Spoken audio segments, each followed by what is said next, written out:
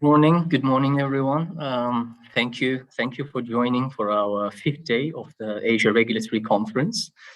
Today, we are concentrating on biotherapeutics and advanced therapy medicinal products. And if you can go to the next slide, Ali. Same slide as the previous days as well. Just a quick reminder, our participants are muted. We really encourage our audience and our participants to put their questions. And I will remind after presentations as well to put any questions that they might have in the Q&A box. We will have a panel session after our presentation, so we can address some of those. We will be having a polling before the panel sessions. There you will get the link similar to previous days. And as you know as well, this conference is recorded, and speakers and the presentations and the videos will be available afterwards. And you can go to the next one. Just a quick overview of the day. We have 2 sessions today. We will start with biotherapeutics, continue with ATMPs. For our biotherapeutics, we have in each session, we have great experts. We have our scientists from WHO, we have expert regulators and industry experts. In our first session in biotherapeutics, we will be having Hannah Kang from WHO, Aziza Abghani from NPRA, and Virginia Acha from MSD on behalf of IFPMA, who will be also moderating the panel session that will follow the presentations. And in the second session, you'll be having Richard Isbrucker from WHO kicking it off with the perspective from WHO. And we will have Covid Ho from Roche and on behalf of IFPMA. And we will be capping the session with presentations with Srinivasan Kelatu from HSA. And again, similar to the previous one, we will have a quick poll and a panel session and audience Q&A, which will be moderated by Covid Ho. And during the presentations, after the presentations, please don't hesitate to put in your questions in the Q&A. And we are very much looking forward to hearing your feedback. And then we are very excited to have great experts with us today to give different perspectives from WHO, regulation in the region, and also a global industry perspective. So without further ado, I will propose that we will start the first session. Our first speaker is Dr. Hannah Kang, scientist from WHO, and then I will leave the floor to her. Thank you. Thank you for inviting me. It's a great honor. My name is Hannah Kang. I'm working in Norms and Standard for Biological Group of WHO. And next slide, please. Today I was supposed to present updates of WHO guideline for biosimilars, but I want to mention about the outcome of survey we conducted in 2019 and 20, because the outcomes are related to the topic of this session. So the first part of my presentation is related to the regulatory landscape change for biosimilar, and second part is update of WHO guideline, and last one is our expert committee decision and plan. Next slide. We conducted a survey in 2019 and 20. The aim of the survey was to describe the progress made and regulatory landscape change for biosimilar in 21 countries during the past 10 years. As you might know, the first WHO guideline for biosimilar issued in 2009, and the next year in 2010 we conducted a survey. So the survey conducted in 2019 and 22, we want to compare the outcome of the survey with the outcome from 2010. Then we can see the obvious change. The 21 country include 20 survey participating countries plus USA. The 20 survey countries covered all WHO 6 regions: Ghana, Zambia, Brazil, Canada, Cuba, Peru, Egypt, Iran, Jordan, Russia, Ukraine, UK, India, Indonesia, Thailand, China, Japan, Malaysia, Korea, and Singapore. At that time, UK belongs to EU, so the information from UK refers to the situation in EU. And we didn't invite US FDA for survey because most of their information are publicly available, so we just use the information from the public. Next slide. The survey in 2019 focused on the situation related to regulation or guideline, terminology, approval of biosimilar and biosimilars underdeveloped.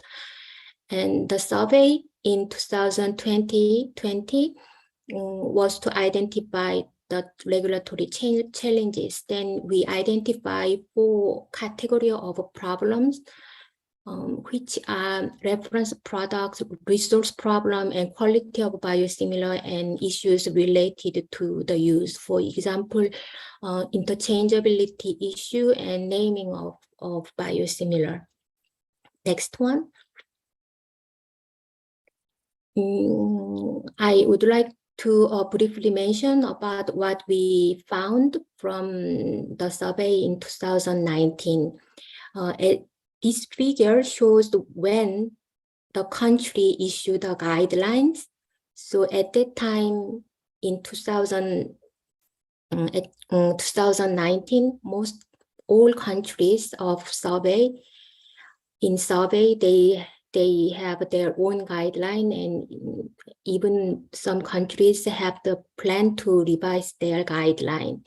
And you may see some countries in the field boxes with the color of green, yellow, or blue. That means they adopted the WHO guideline entirely or partially. Next one. Yes, so we can say considerable progress made in adoption of WHO guidelines. So it's a clear WHO guidelines have contributed to setting the regulatory framework for biosimilar in these countries and increasing regulatory convergence at the global level. Next one. Yeah, the next one, next part is related to terminology. In 2010, the terminology was not harmonized. So there are a lot of terminology describe biosimilar. For example, subsequent entry biologicals and follow-on on biologics. Even some countries used biogeneric, refer to biosimilars. But in 2009, we can see more harmonized way of using the terminology. So next one. Next slide, next one, please. Yeah. So we can say some progress made in converging on the consensus use of nomenclature. From the box, you may see the red square. That means the countries use the term biosimilar, similar biotherapeutic product, and similar biological medicinal product. So the terminology can be interchangeable. And also we can say a trend is toward adopting the terms. And also is one of the good news is no more country use biogeneric. So next one. This table shows the comparison of the numbers of approved biosimilar in 2010 versus 2019. As you see, we have huge progress. A lot of biosimilar have been licensed. So, yeah, so maybe the reason is availability of guideline and adoption of regulatory approval processes have been rapidly followed by approval of biosimilars. I highlighted the country name India, Indonesia, Iran, and Russia because during the review of the input from country, we identified something. Next slide. Quality of biosimilar. Yeah. We see so many some country have some product licensed before 2006. Why 2006 is the matter? As you know, the first ever biosimilar guidelines were issued by EMA in 2005. So it's very difficult to say we might have some biosimilar before 2006. So product called biosimilar approved before 2006 are unlikely to be biosimilar. Maybe the product have been approved using other criteria. So it's important to emphasize the WHO recommendation. The first one from WHO guideline on biosimilars, the biotherapeutic have not been shown to be similar to a reference product through the use of a direct comparability study should either be described as similar nor called biosimilar. And we have another kind of guidance document we call the regulatory assessment document of approved biosimilar issued in 2015. The document said the national regulatory authorities need to reassess the product already approved under the pre-existing regulations to ensure that they meet the current expectations. Next slide. Yeah, next one. Thank you. Biosimilar underdeveloped is very difficult to predict, but the survey identifies something. The dominant product class for the development is monoclonal antibodies, which are either immunosuppressant used for treatment of autoimmune disorder or anti-cancer product. Most of blockbusters have been biosimilar version at present in some countries or are being planned for development as biosimilar. And in the past, certain global players dominated the market and were the major producers. But in the future, it's a good news, locally produced biosimilars may become the dominant product in some countries. We can see the trend from Egypt, Iran, India, Russia, and Ukraine. Next one. As I mentioned before, the survey in 2020 focused on identifying the challenges.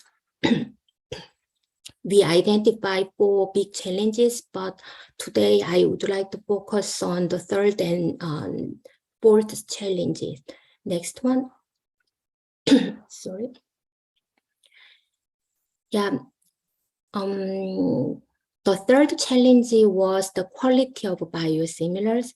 Yet the problem was identified in 2019 and even in 2010. So it's an obvious problem.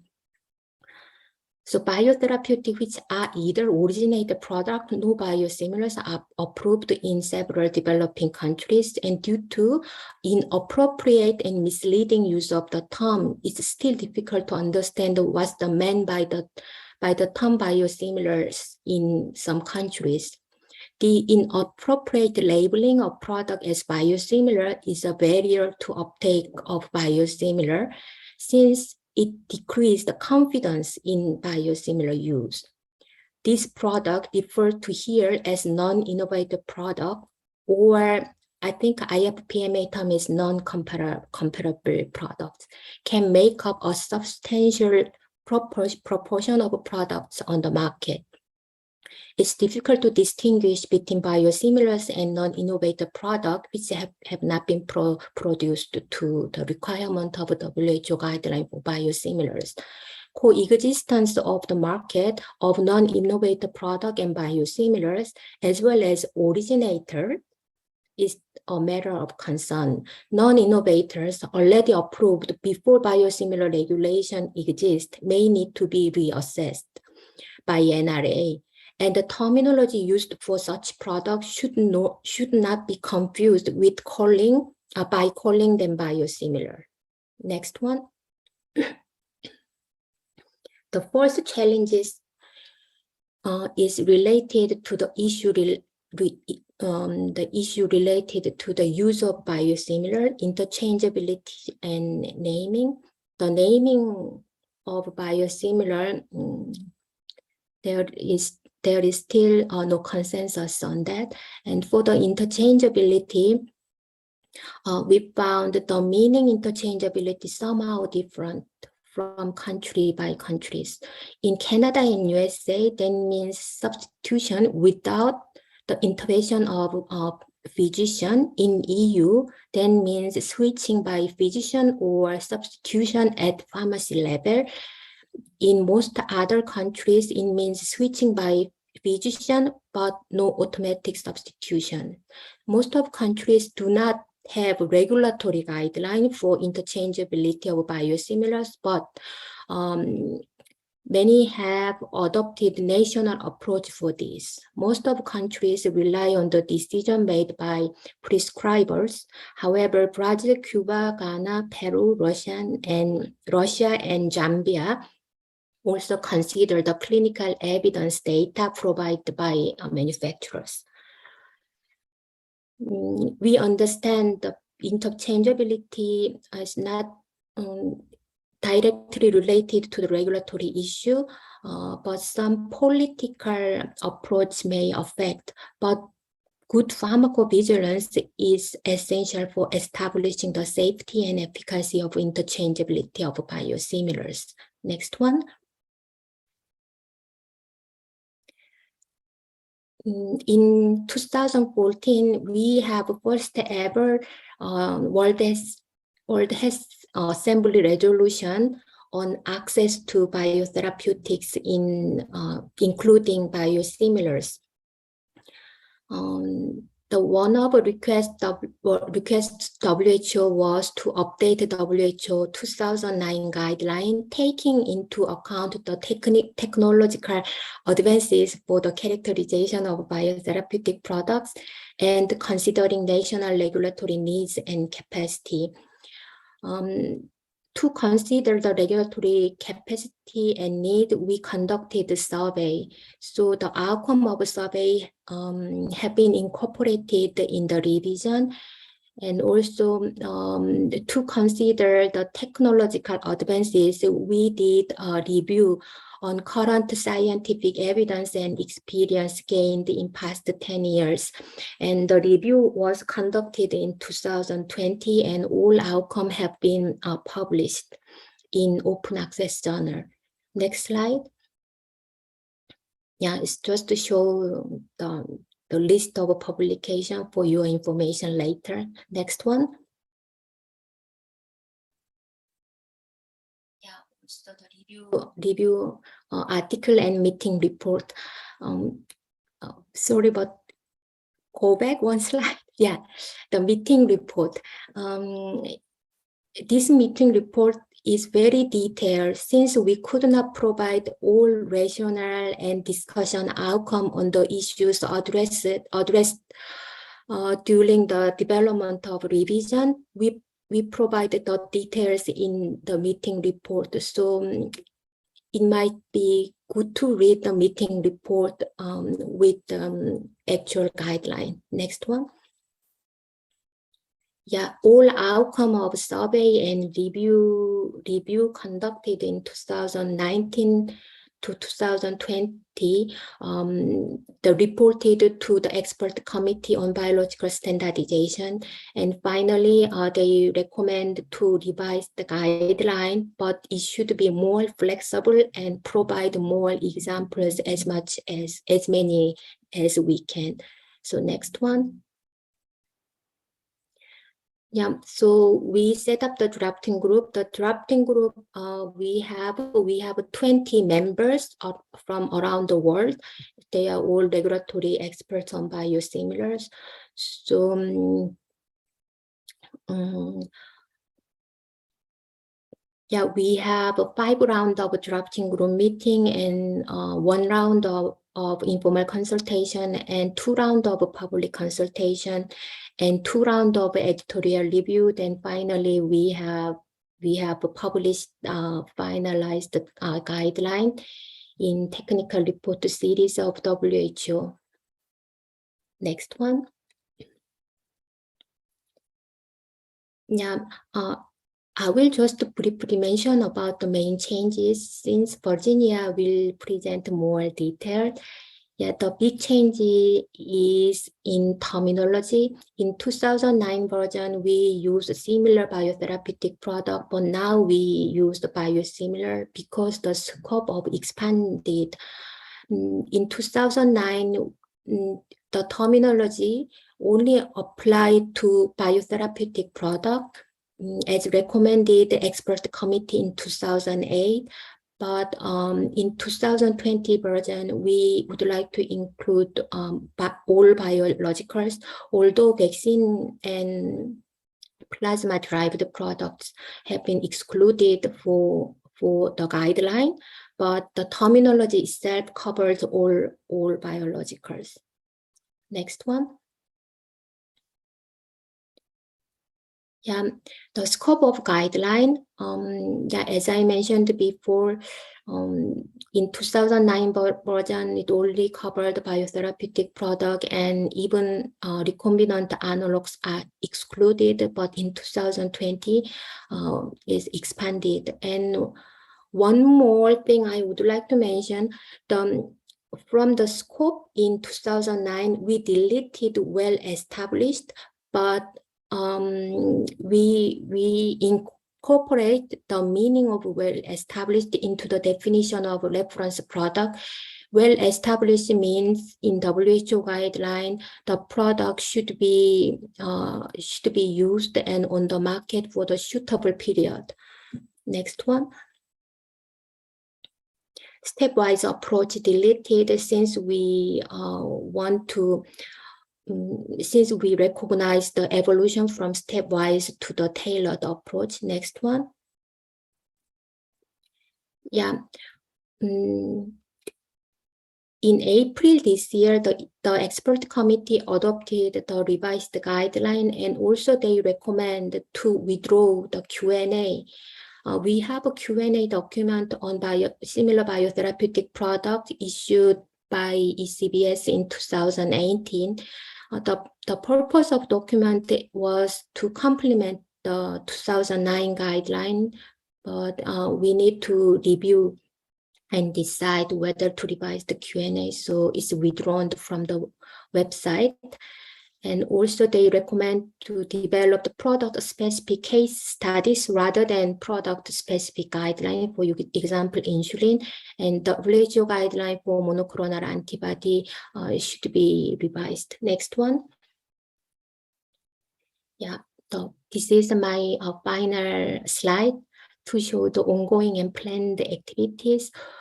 For small molecule, as recommended by CBS in April, now we are working on developing some case study for insulin. So by this year, we will prepare a list of issues which may be faced by regulators in evaluating insulin. So IFPMA expert, we have a collaboration with IFPMA and also develop the case study next year and organize an implementation workshop in 2024. And for large molecule, we will organize an informal consultation to share the experience of using the revised guideline and to discuss how to increase the efficiency of regulatory evaluation of monoclonal biosimilars. And it's a Richard document, so you may hear some, if you wish, you may hear some detail from him, and WHO guideline on the non-clinical and clinical evaluation of monoclonal antibodies used for the prophylactic and treatment of infectious disease will be discussed at the ECBS next year. Thank you.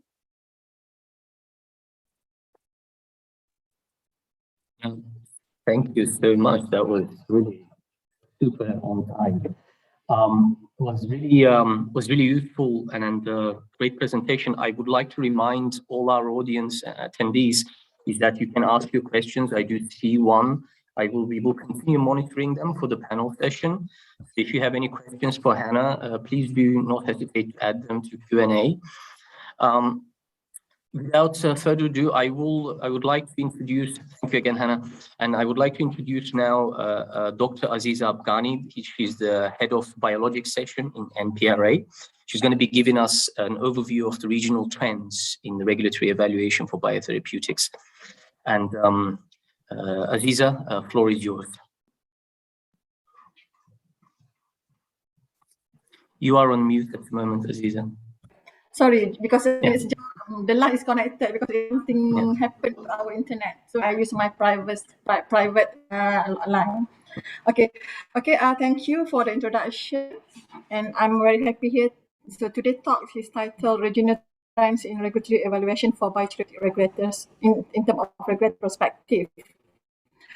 So before I would like to make a general disclaimer for everybody that this is whole the presentation is in my opinion, not for the NRA opinion. So, as introduction, I would like to bring back the time when at the beginning of the pandemic.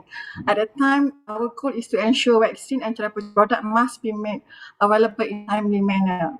So, given extreme unmet medical need, each regulatory authority need to examine if their regulatory emergency mechanism are truly agile. I apologize to cut your word. The sound is coming a bit cut. Perhaps we can try it without the video, if that's okay.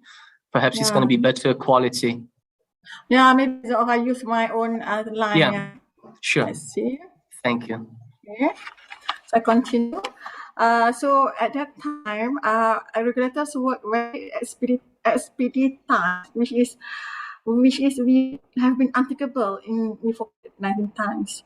So as the world slowly move into the post-pandemic period, regulators will need to and choose those aspects of regulatory process enhancement that are maintained and which one those need to return to before pandemic status, and those who should be implemented to help address the next global public health crisis better. So is it okay now, the sound? Can you hear me? Yes, we can hear you at the moment. Still cuts a bit, but it is understandable. Okay, good. So today my talk basically on regulatory evaluation trend based on lesson learned from COVID-19, as well as current approach to ensure fast access and continuous supply of quality, safety, efficacy medicine to patients. So next. So let's see, let's see the scenario in Malaysia. In Malaysia, before COVID, we have 4 pathways available for registration. The first one is using standard pathway, which the timeline is 145 working days. Timeline take consideration of queuing to be picked for the review, think external expert review, reviewing for part of dossier, and preparation for DCA presentation. We have the second pathway, which is expedited pathway, which is called priority review pathway. So if the product for unmet medical needs, life-saving medicine, interest of public, emergency supply, first generic or first biosimilars, it is eligible by this route. The review time will be shorter to half, which is 120 working days, but the full dosage must be submitted for evaluation. So next, please. The third pathway is conditional pathway, where product is registered on the basis of early clinical trial. So in this pathway, with the phase 2 trial, we can register the product with condition, with the condition that they must provide the result of phase 2 trial later, maybe after 2 years or 4 years later. So the other pathway is facilitated registration pathway. This is also expedited pathway. So there are 2 types. One is abbreviated, which is 120 working days. So this abbreviated, the product must be approved by one of our reference agency. At the time being, the reference agency is EMA and USDA, but we are looking forward to expand the reference agency. And the verification route when both reference agency is approve the product. So the time is 90 working days. So in conclusion, the available pathway not so fast enough to make vaccine available in Malaysia. In addition, the dose available may be not yet complete as standard requirement, where during the pandemic, totally of the available evidence that the vaccine may be effective in preventing COVID-19 and potential benefit outweigh may much more important and can be basis of the approval. Because of that, next please. We publish a new guideline. This is specific actually for COVID-19, but can be used for other products if any disaster happen in the future.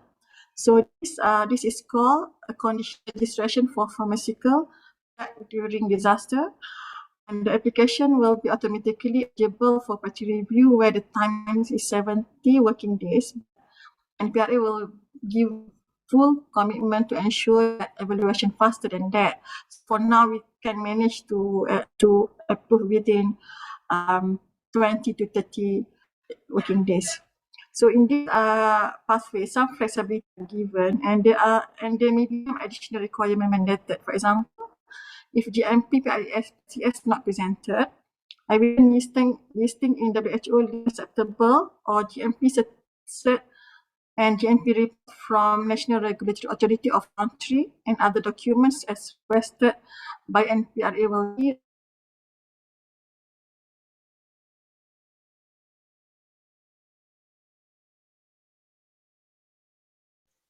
Caesar, we just lost your voice.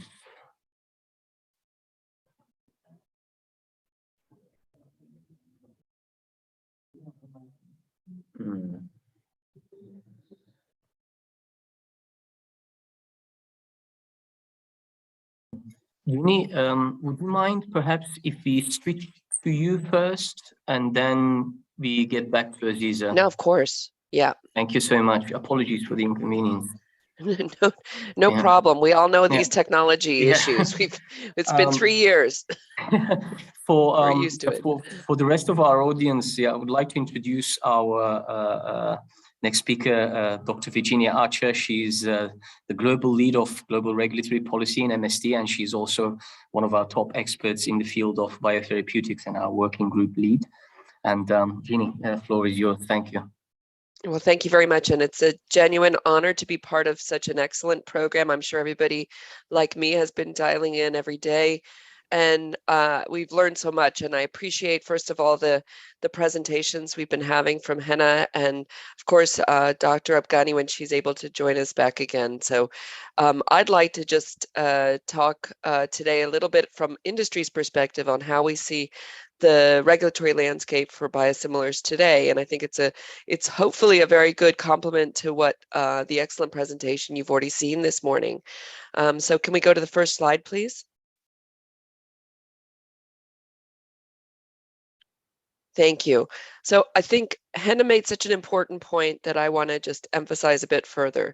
So one of the biggest challenges we see when we embark on new regulatory pathways or indeed new technologies is really having a clear and aligned definition and terminology that we can use to ensure that patients around the world are all addressing the same product or treatment or preventative treatment in real terms.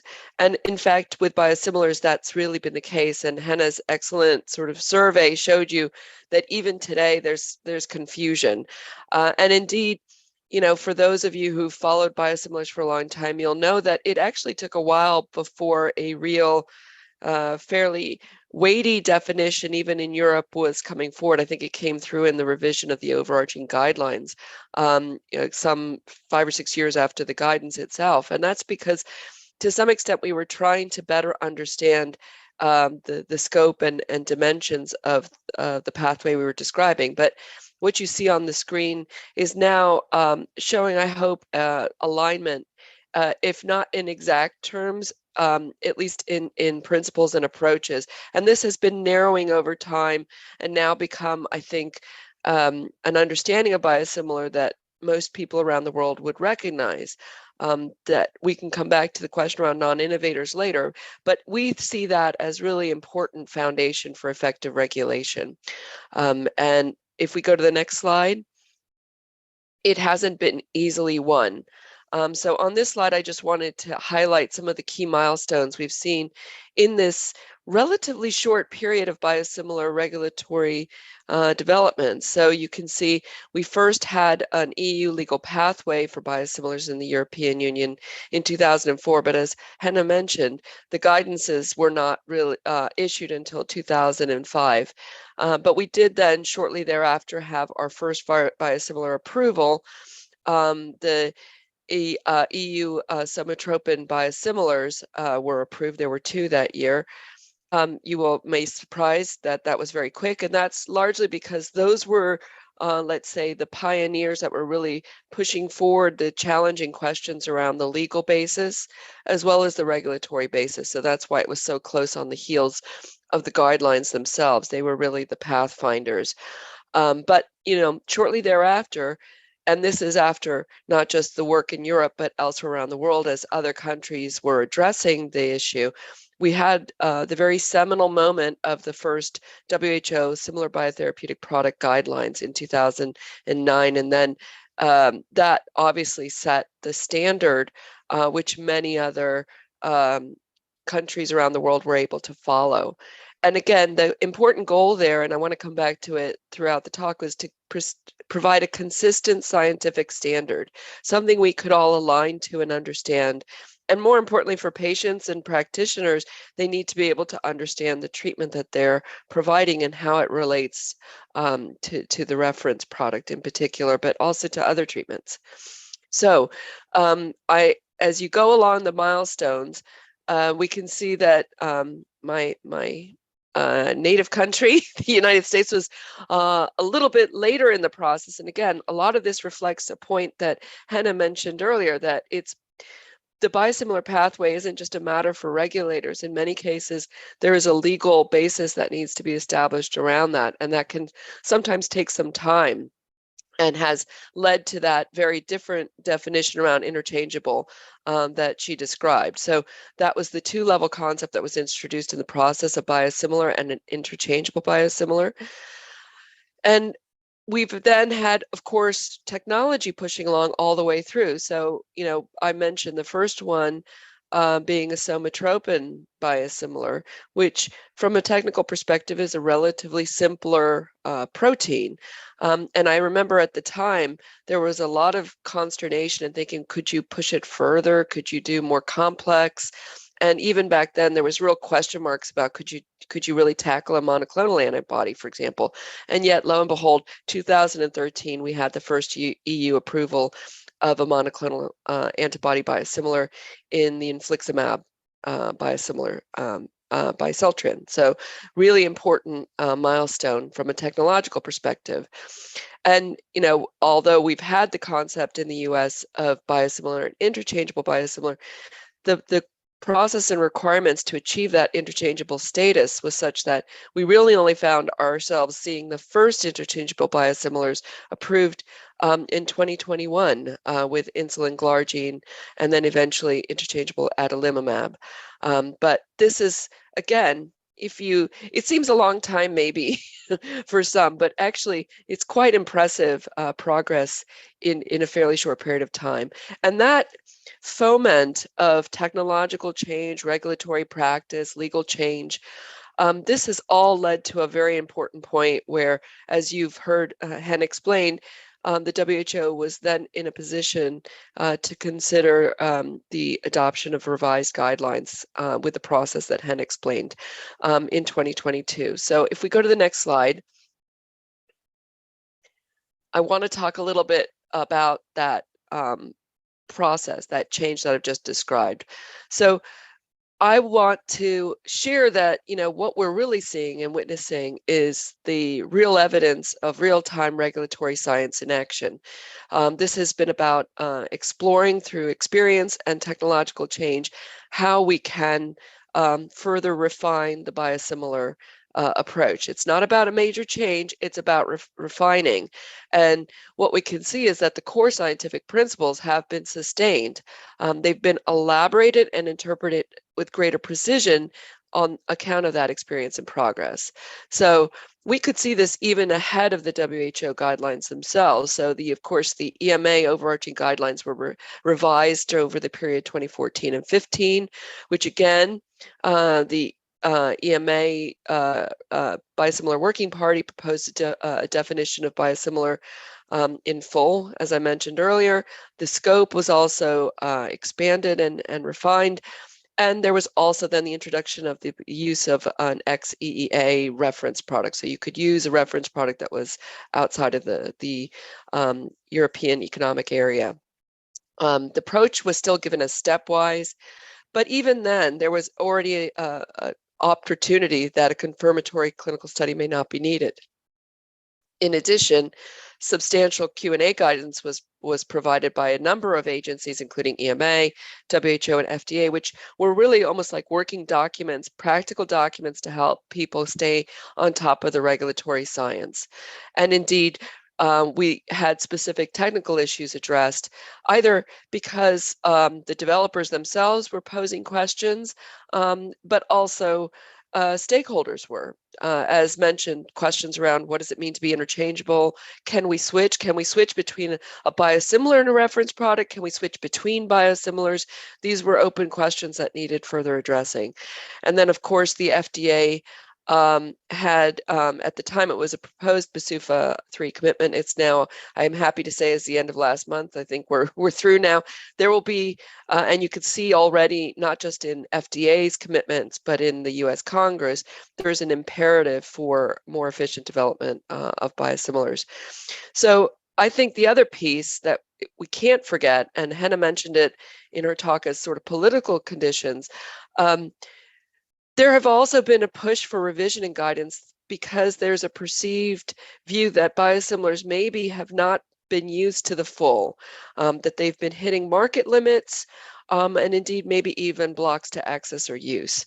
So all of these pressures have been part of the reason for pushing things forward. But I think the driving reason really is that active practice of regulatory science. So if we go to the next slide, just walk you through some of the examples in a minute. But first, just to mention, just to reassure the listeners, we don't actually have a small list of biosimilars, particularly in the European Union.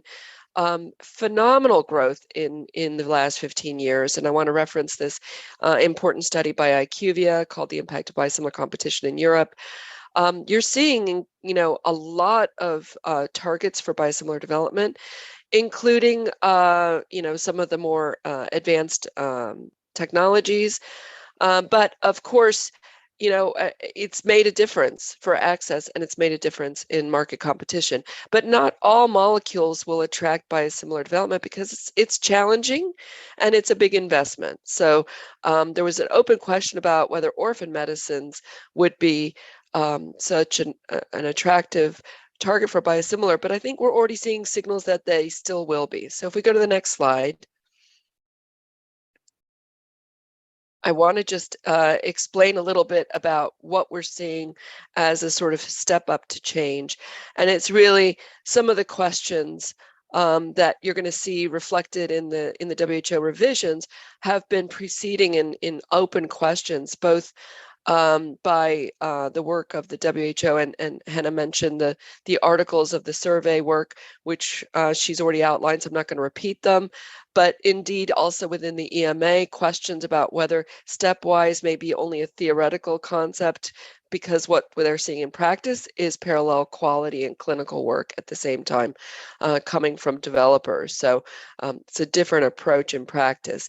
And then finally, on the picture at the bottom left, a question in that article about whether, through the review of EU biosimilar applications, questions about the limited discriminant value of confirmatory clinical studies, recognizing exceptions, but that being an important question. So if we go to the next slide, I'm going to jump through this one fairly quickly because I think Henna's explained it already very well. The WHA, the World Health Assembly resolution, really going back in 2014, was already calling for efforts to try and streamline development requirements to encourage greater access. Go to the next slide then, please. And again, this first revision is coming as a replacement then of the 2009 work. And of course, Henna already explained, the term is now biosimilar for the reasons she explained, but the rationale that was given for the update is really important, that it's recognizing that that 2009 was a living document, and of course that in line with what I've described, recognizing that request from the WHA in 2014 to revise and streamline, but also reflecting that, you know, the intensive review that Henna described really made very plain what's been learned, what still needs clarification, and how can we improve on what we have available. And that drafting that included so many experts from around the world, regional and national competent authorities, and including industry. So we had representatives from IFPMA. We also had representatives from the International Generics and Biosimilars Association, as well as from emerging regions. So from other regions, we had industry representation. So very full consultation. If we go to the next slide. So let me just explain a little bit more. So we've Henna's explained the scope expansion. I think an important change has also been on the reference product, and this is something that is a challenge in many countries. So there is now, you can make use of non-local reference products, and it's you know, the term for reference product as established has been aligned with the scope. In the quality sections, I just want to make some notable examples here. So this isn't comprehensive, but some important ones. So first of all, the proposed use of WHO international standards and reference reagents to calibrate assays. It's not to replace the comparability effort. It's to just help ensure that we're all measuring to the same benchmarks, which is really important work that sits alongside this biosimilar guidance. There's also a number of considerations in establishing similarity ranges for quality comparisons and in determining similarity. So specific details is about, you know, the number of our reference product batches needed to for comparative analytical assessment. This is not about giving you a number. This is about giving you a target. A risk ranking tool about critical quality attributes. Again, that will vary by the product, but there's at least a rationale of understanding how things can work across. Statistical intervals for establishing similarity, and specifications to capture and control important known product quality attributes. So it's not about a recipe, it's about an understanding of how we approach in a similar way and rigorously the challenge. So if we go to the next slide. We've also seen some important changes in the non-clinical, clinical, and safety sections. I'm going to go through these quickly and reference and encourage you to read the guideline in detail. Important work for the in vitro assessment defined for binding and non-functional studies. Important piece. New guidance on the determination of the need for in vivo studies. I mean, essentially, this is about incorporating what we call the 3R principles. So trying to reduce and replace and make better use of our in vitro trials rather than using animal testing. The clinical section is really key. Again, it's about understanding that the confirmatory clinical studies may not be necessary, but there is greater, if anything, emphasis around the understanding of comparative bioequivalence with PK and or PD comparability. Of course, again, that depends on the product and the design of the study we're talking about. But confirmatory PK and or PD studies in the guidance may be sufficient for establishing confirmative evidence, but it's really conditional. It's case by case. So there's a strong direction to speak with the regulator early. The safety section, excuse me, you know, again, where it's limited to PK to PD, the risk assessment needs to reflect that. So if we go to the next slide. Other changes that have been related, again, traceability, pharmacovigilance is really key in these products. So we need a clear, identifiable way of tracing these, and the proposal is unique trade name together with INN. Maybe we can talk about that in the panel about how we get that done. Prescribing information in the label should be as similar as possible to the reference product, except for where you have product-specific aspects. I think people expect that. And then here's a critical one. Role and responsibilities of the national regulators, really called out well. The appropriate regulatory oversight for licensing and pharmacovigilance still remains obviously with the national regulators, of course. So they need the experience and expertise in evaluating biological products. That's a prerequisite. And critically, we need to stop calling non-innovative biological products approved outside these guidelines as biosimilars, because it confuses the way we can use these products in a meaningful way. Next slide, please. And that important framing change for the guidance. So where has the regulatory science taken us? First of all, we're talking about the totality of evidence. That's where the evaluation is centered. We're not looking at stepwise because, again, we've recognized in practice, in theory, it's a step-up approach, but in practice, it's about how it's pulled together. It matters more the totality of evidence in the end. The non-locally approved products can be used, but they should be licensed in a well-established regulatory framework. So it's not just any reference product, it's got direction on how that should be used. There's relatively, maybe even greater emphasis, as I've said, on the quality and in vitro evidence as the foundation for biosimilarity. Some of that analysis is quite sophisticated and important. And the PK/PD studies that may be sufficient for establishing confirmatory evidence, that's an important framing change, but it comes with the requirements as per the guidelines in the way it's done, but also in the pharmacovigilance risk management plan. And then the critical one that will be the headline, of course, is that confirmatory efficacy trial may not be necessary, but that's if there is sufficient evidence for biosimilarity that is established in other parts of the comparability exercise. It's really the totality of evidence. And with that experience and expertise as a prerequisite, and sorry for the typo, I would propose, and I think industry would like to propose, that this is an opportunity for greater reliance in biosimilar approvals. This can really make a difference in ensuring more efficient and rapid access to biosimilars around the world. So if we go to the next slide, we are still not talking about intellectual property. We're still not talking details around the terms of use, whether that's interchangeable use, switching, pharmacy-led substitution, because that's out with the competence of this guideline, and details around labeling and prescribing information, because that still remains with the national competent authority. So if I can go to my last slide, the work really is still now. We have an imperative to ensure that there is training and further technical guidance on this revised guideline to help national regulatory authorities implement the guidance effectively. There's a lot of detail in here that needs further teasing out. And as so much is case by case and is going to require conversations with the regulators, we need to have alignment. And that is an important role that we've always seen the WHO as leading on. That's really critical. On the regulatory decision criteria and methods that could be used. We've been, as industry, recommending capacity building through workshops like this, supported by technical notes as needed to help with the step-by-step. Reliance and publication of assessment reports are really key, and we think could be important for moving us forward.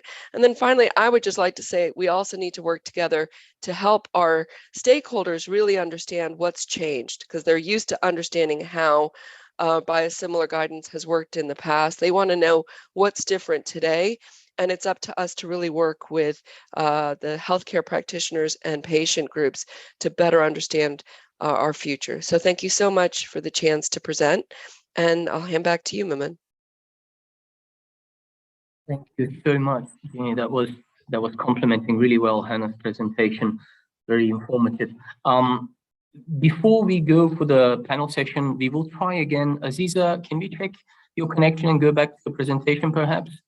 Yeah, it seems the internet connection in my department is resolved. So I on Sounds great. You sound very clear. Thank you so much. Okay, Apologies okay. for everyone for the inconvenience. Just put on the real world data. I just start from there. The slide number 7. So basically, in the next slide, in the first few slides, I just mentioned, it's just to say that in terms of handling pandemic, regulatory trend of evolution changed a lot. So lots of flexibility is given. However, in terms of quality, safety, efficacy, we will not let it compromise. So that's lots of strategy need to be implemented. So that is the first slide I presented earlier.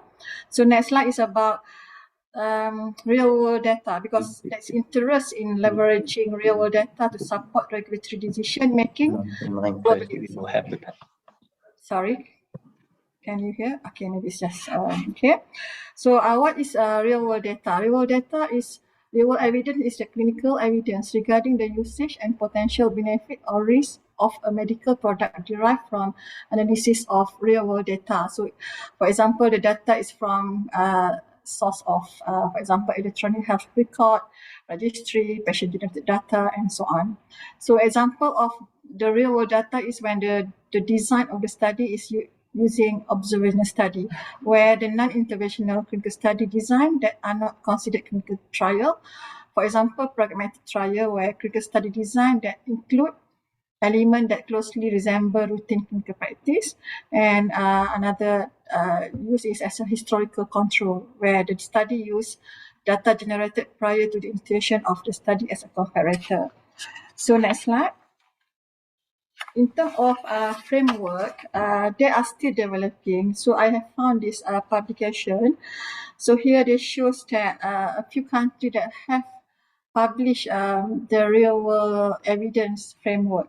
So in North America, both of United States and Canada have released initial regulatory real world evidence framework or notice. And currently only the US is the only country where the real world evidence is explicitly mentioned in the legislation.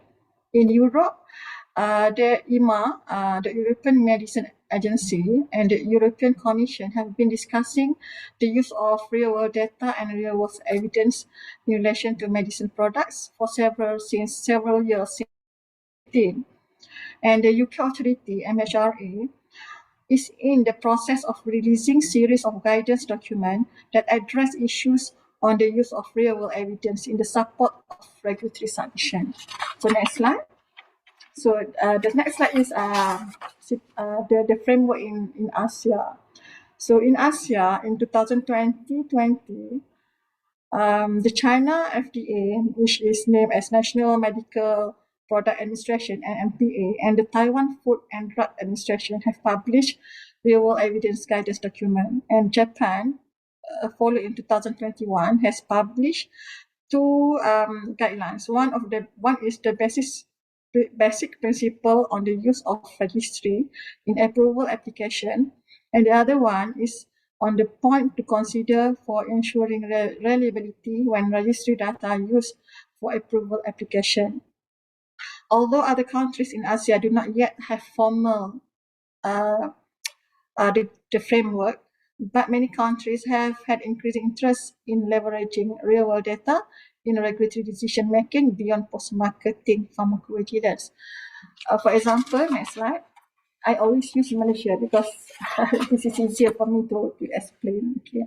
So, for example, in Malaysia, coronavac vaccine COVID-19, the indication for children 5 years and older is based on the real-world evidence data from Ministry of Health Chile. So they use the administrative healthcare data set.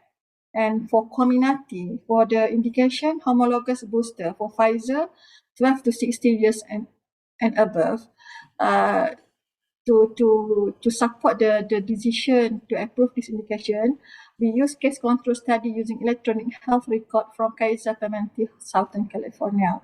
And for heterologous 18 years and above, the approval is based on the data from real-world study, mix and match study, which is not sponsored by Pfizer, and also a cough boost study, which is actually sponsored by UK Vaccine Task Force and National Institute for Health Research. And another example, this is already long already approved this indication for Tdap vaccine. for indication, whooping cough vaccine recommended for pregnant women. This is also approved based on vaccine adverse event reporting system by US FDA National Vaccine Safety Surveillance. So this that is example, some of the example that real world evidence is used to approve for additional indication. Okay, next slide.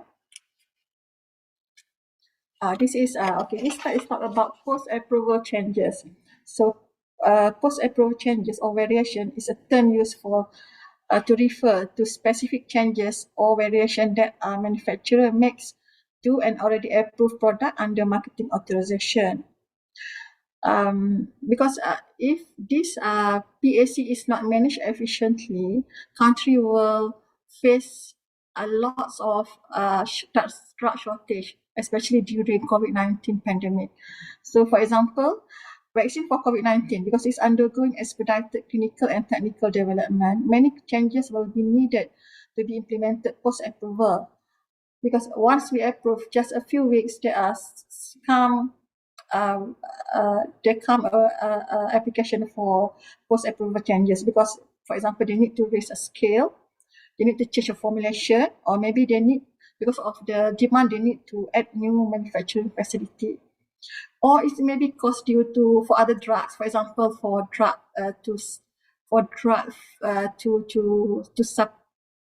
supportive drug for COVID-19, for example, paracetamol. Maybe there is an interruption of the supply of raw material. So the manufacturer will need to submit to authority the post-approval changes before it can be implemented. So efficient product life cycle management is a key to ensure an uninterrupted supply of high quality medicine to patients globally. Because product that is launched in different countries will have a different requirement. So manufacturer will take lots of time, maybe several years, to implement the post-approval changes in some countries. And this gives impact on supply and risk of drug shortage. Okay, next slide.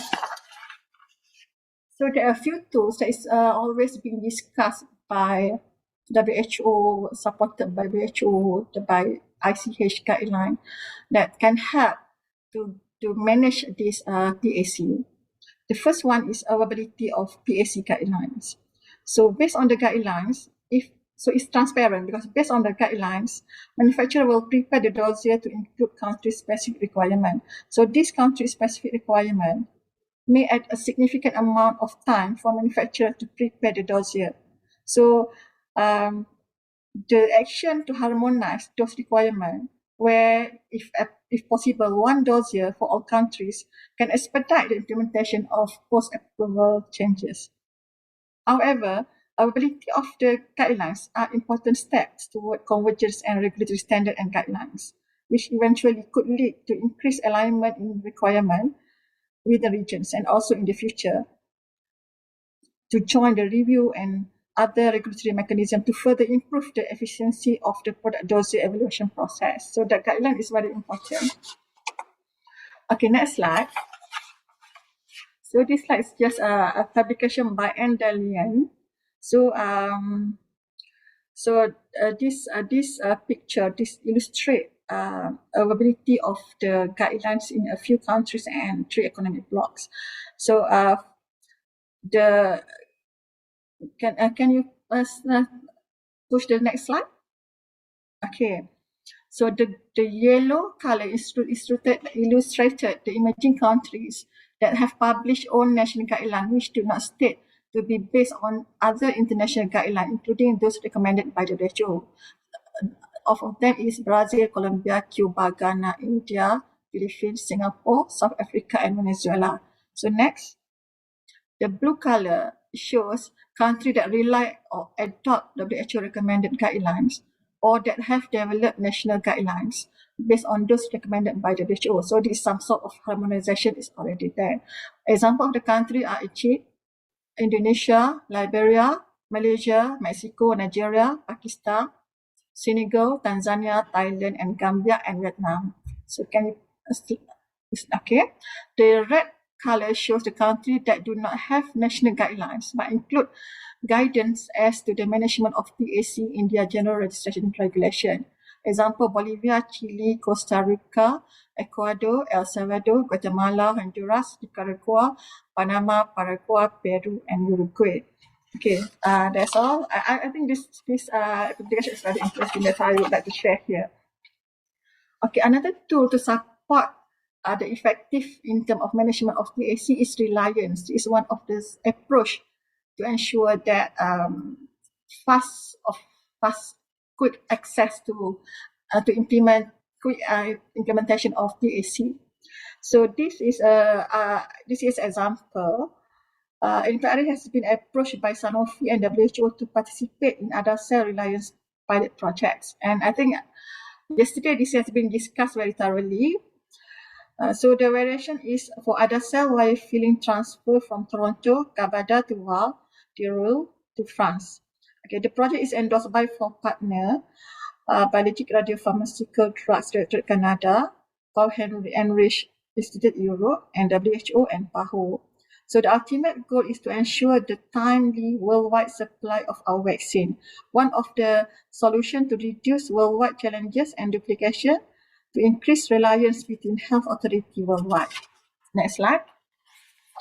So the method, the aim is a single dose assumption, and the assessment will be relied to the assessment report by Health Canada, and a consolidated question from all the participating countries will be collected and submit as a single Q&A. Also applying GMP reliance for the filling and packaging while the reliance based on the routine certificate issued by French Health Authority, ANSM.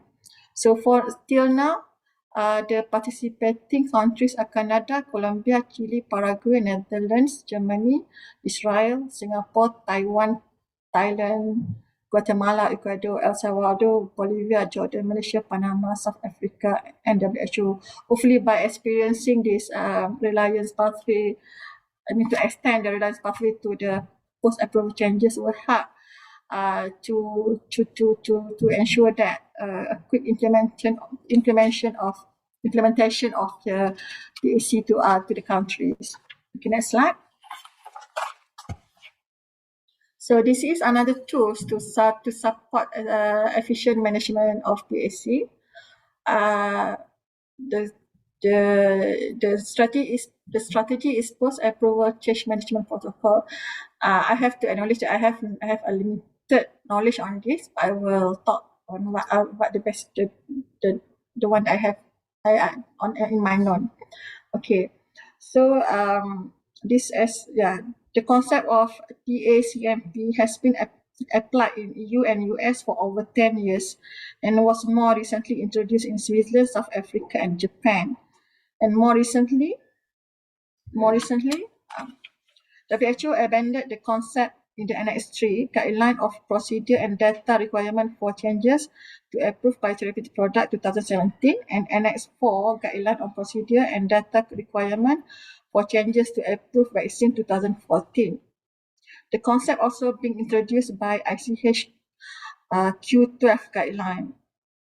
So PACMP describes specific changes that the marketed authorization holder would like to implement during the life cycle of the product and how they would prepare and verify. This method is really a value added because you are communicating with agency how you would do the change, what you can do, how it can be verified, and there is a clear understanding by the agency and what you can do ahead, or actually you are doing changes. So it's much more efficient. And I attended one of the webinar presented by Anvisa. They do a pilot project for PACMP, and at the end of the presentation, they conclude that this PACMPs not only benefit to the company or manufacturer, but also benefit to the authority because less resources will be used. Because some of the category of the variation maybe can be lowered down can be just do by notification instead of prior approval. Okay, next slide. So the next slide is I will talk on the activity ASEAN related to regulatory evaluation. So in terms of harmonization of regulatory requirement, ASEAN has adopted the WHO guidelines on stability evaluation for vaccine and was endorsed on the 21st PPWG, Pharmaceutical Product Working Group, PPWG meeting in June 2014. A Q&A document was then created and endorsed in September 2019. And this served to provide clarity of WHO stability guidelines in the ASEAN context. The Q&A includes examples of scenarios and rationale that are possible to be applied in the part of the region. So this document you can upload, you can download on the ASEAN website. Okay, second is a development of Q&A of biosimilar based on WHO guideline. Development of Q&A on blood product guideline is progressing with a timeline towards on finalization having been agreed upon. So for the Q&A on biosimilar, because at the time we are discussing, we have agreed that we will use WHO guidelines as a start, and then our ASEAN will be providing Q&A. But during the discussion, WHO has provided new guidelines. So now the ASEAN member state will study on that guideline and see if there is need of Q&A for more clarity. So we are now trying to get a survey from our ASEAN member state whether any question that we need to post in the Q&A later. Okay, next slide. Okay, in the 30th PPWG meeting, which is in 5th and 6th November, Joint Assessment Coordinating Group agreed to include biological product as well as in the joint assessment activities. So in this approach, there are two procedures. One is full JA and the other one is expedited JA. So the full joint assessment, the timeline is quite short compared to our priority review, which is the timeline, if I'm not mistaken, 150, because I have never experienced, so if I'm wrong, sorry, but if I'm not mistaken, it's 150 calendar days. And then for expedited JA, when the product is has been approved by 2 of reference countries, then the timeline will be shorter. So the procedure of if industry would like to apply to this procedure, there is a clear procedure that in the joint evaluation assessment guidelines, and which you can download from the ASEAN website and PRA website. Okay, next slide. Okay, that's all. Thank you. That is my last presentation, and I will give back to the moderator. Thank you. Thank you, Aziza. Thank you so much. It was really educational, 3 presentations. I think we are on time.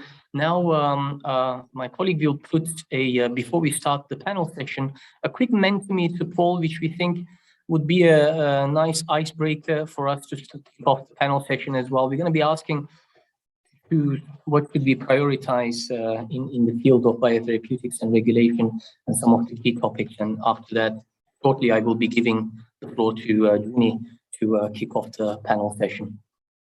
Maybe just giving half a minute to people to log in and start answering.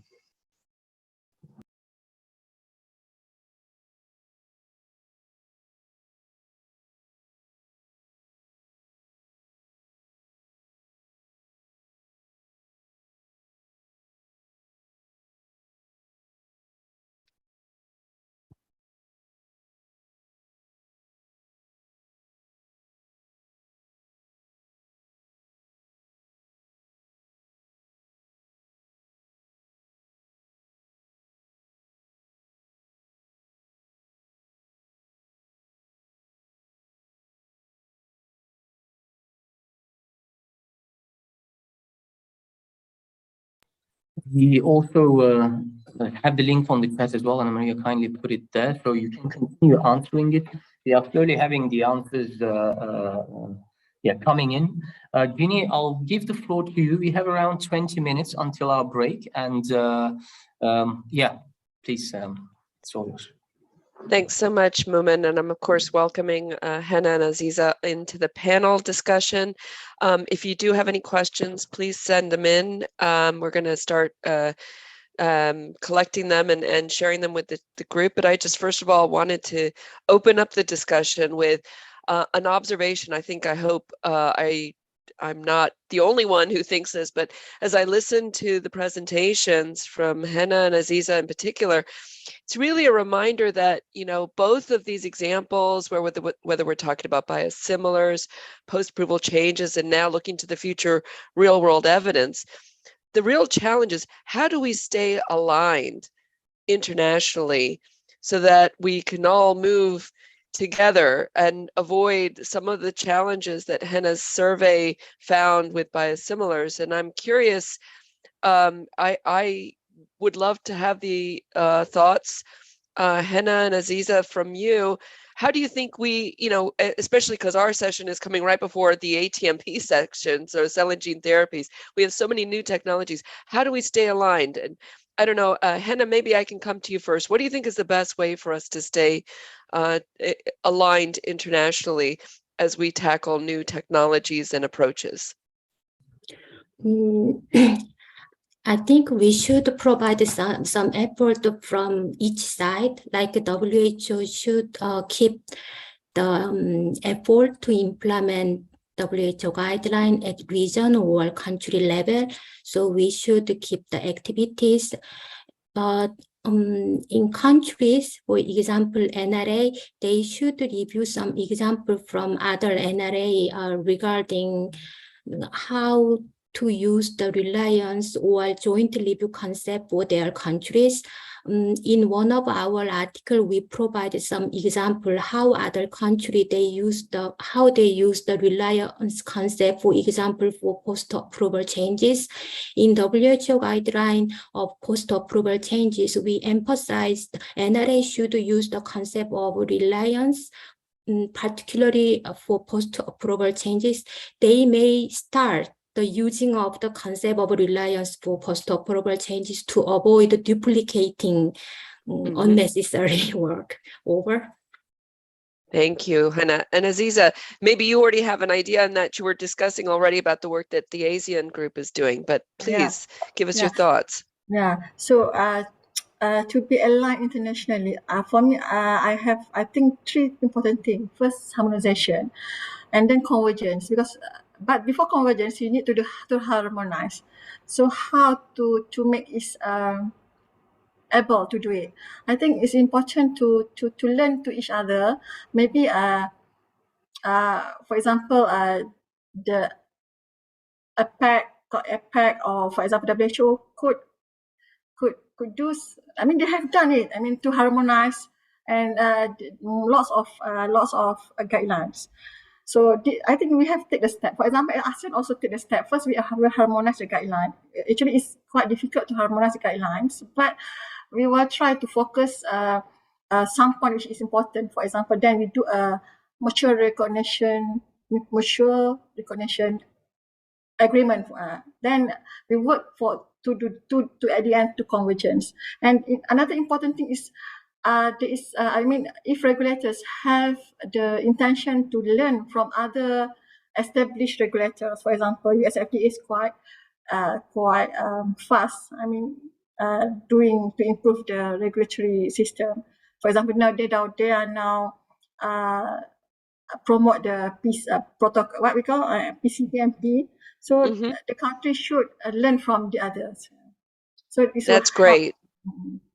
That learning, and it's great to have more opportunities then for that exchange. It's nice to see in the mentee response that I think the audience is with you both in the discussions around alignment to WHO guidelines and greater use of reliance. But I think the exchange between regulators is really underpinning both of that. The conversation and the exchange of scientific experience is really key.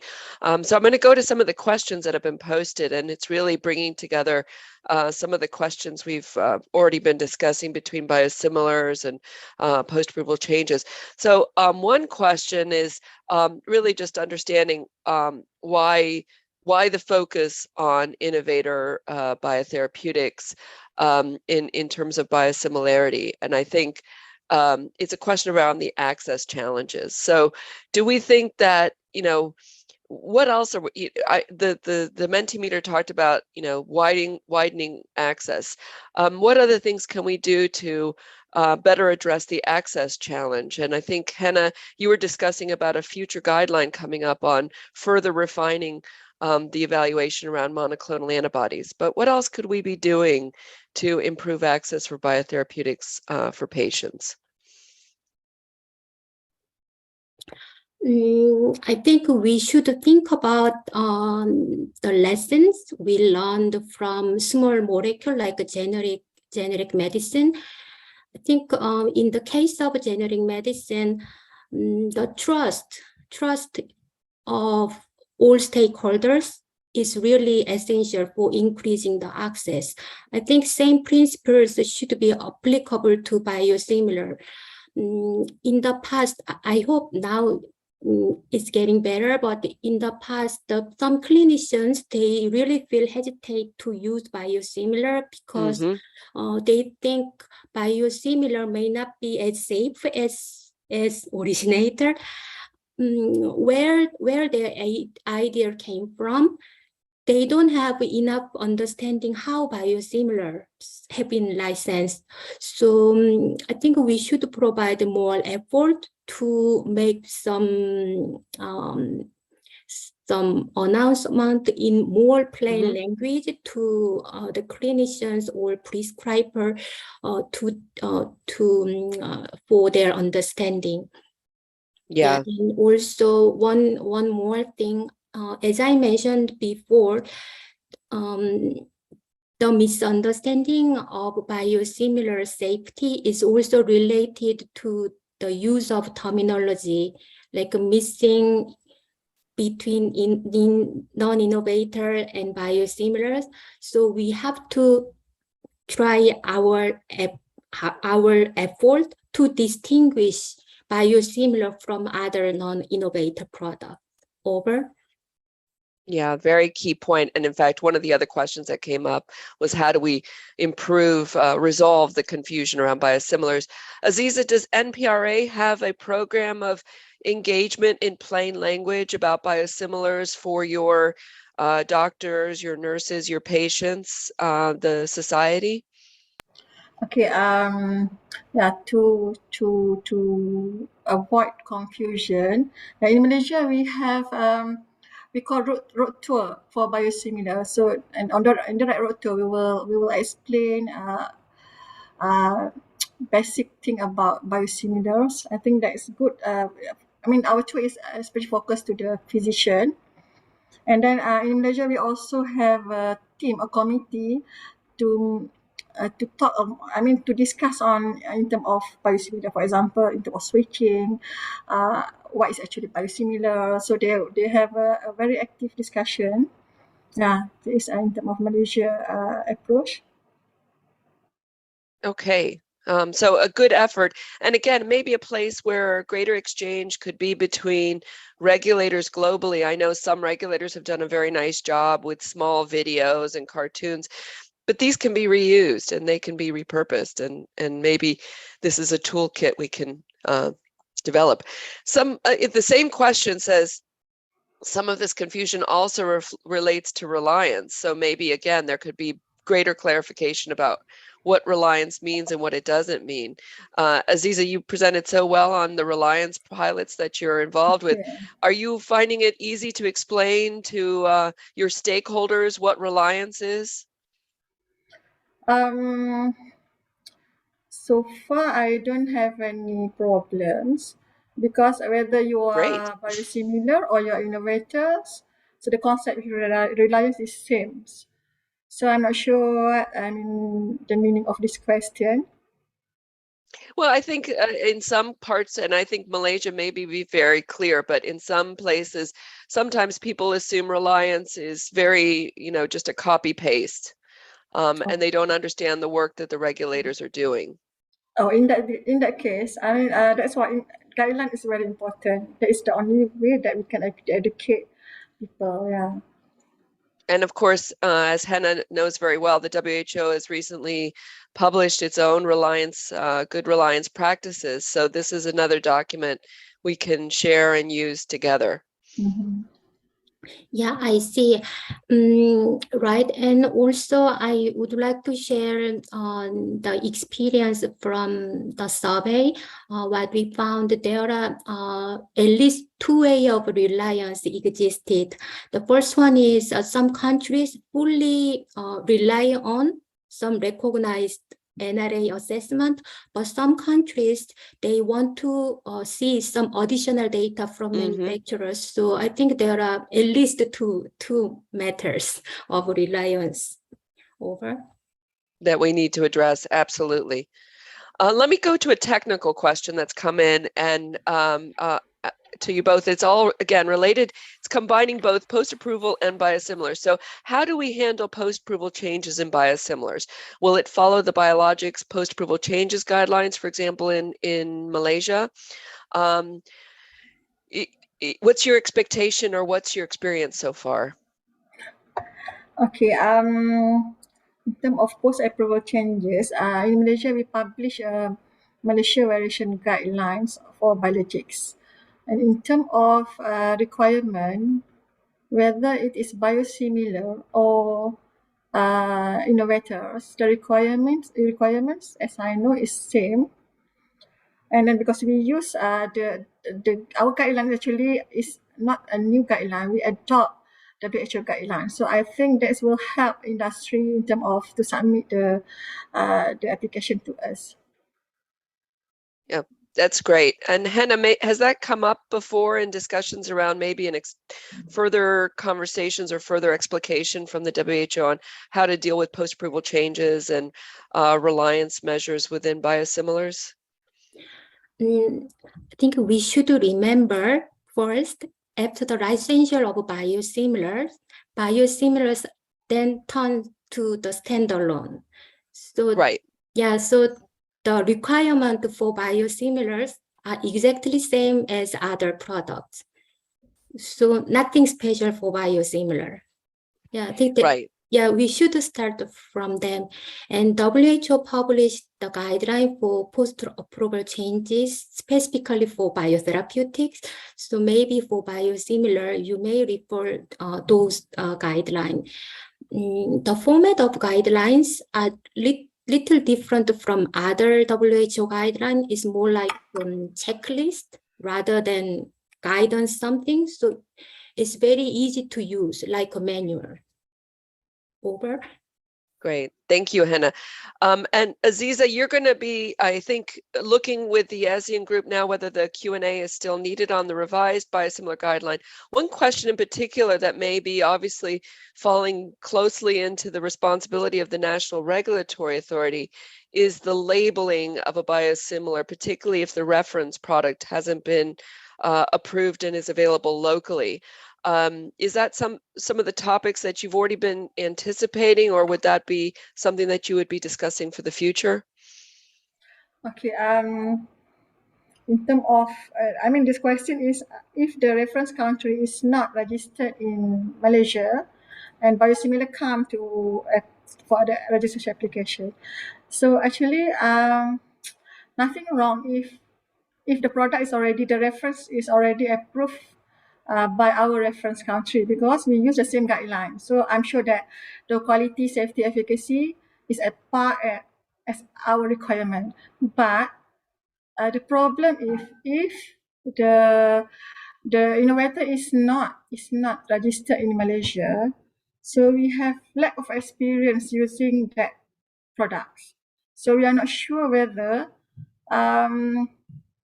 any concern on, any any contribution to the ethnicity, the quality, efficacy, safety, whether it will contribute to our ethnicity. So maybe that is the problem. Mm-hmm. Thank you. Hannah, have you heard this being discussed elsewhere, this issue, or is it something new or something we're going to have to deal with on a case by case? Yeah, I'm aware of that because our guideline mentioned clearly that the reference product must be registered in Malaysia. But I think it's case to case. If our country really need that biosimilar, because biosimilar will, once we register biosimilar, the price will drop down. So it's case to case. Depends on our demand to meet the need our public need. Possible can register, but must be registered first by our reference country, because we know that the quality safety is at part of our requirement. Okay. That's great. Thank you. Now, I know we're up on time. We only have a couple of minutes left, but I understand we've also been joined by Ivana Kanicevic from WHO, which is really a great pleasure for me, and I think great opportunity for the conference. And I wanted to give the last couple minutes to you, Ivana. You've maybe heard a little bit of the conversations up to now and seen some of the issues. Can you help us with just your looking forward? I mean, you've been involved so deeply in the guidance development in WHO for biotherapeutics and biological products more generally, including biosimilars.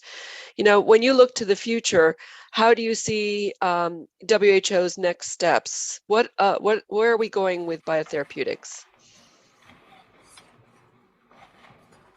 Thank you very much, Virginia, and also many thanks to Mumun for inviting me to join the panel.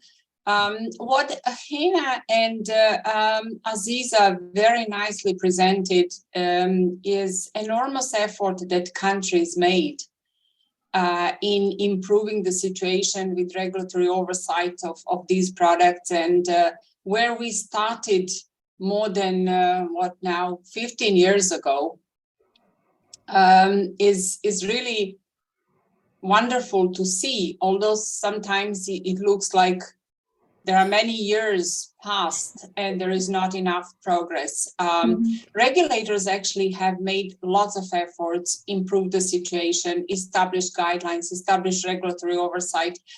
What is still missing from my perspective, and I believe that many people would agree, is the actual expertise for the evaluation of biosimilars. It's still very difficult, not just for biosimilars, actually for biotherapeutic products as a whole.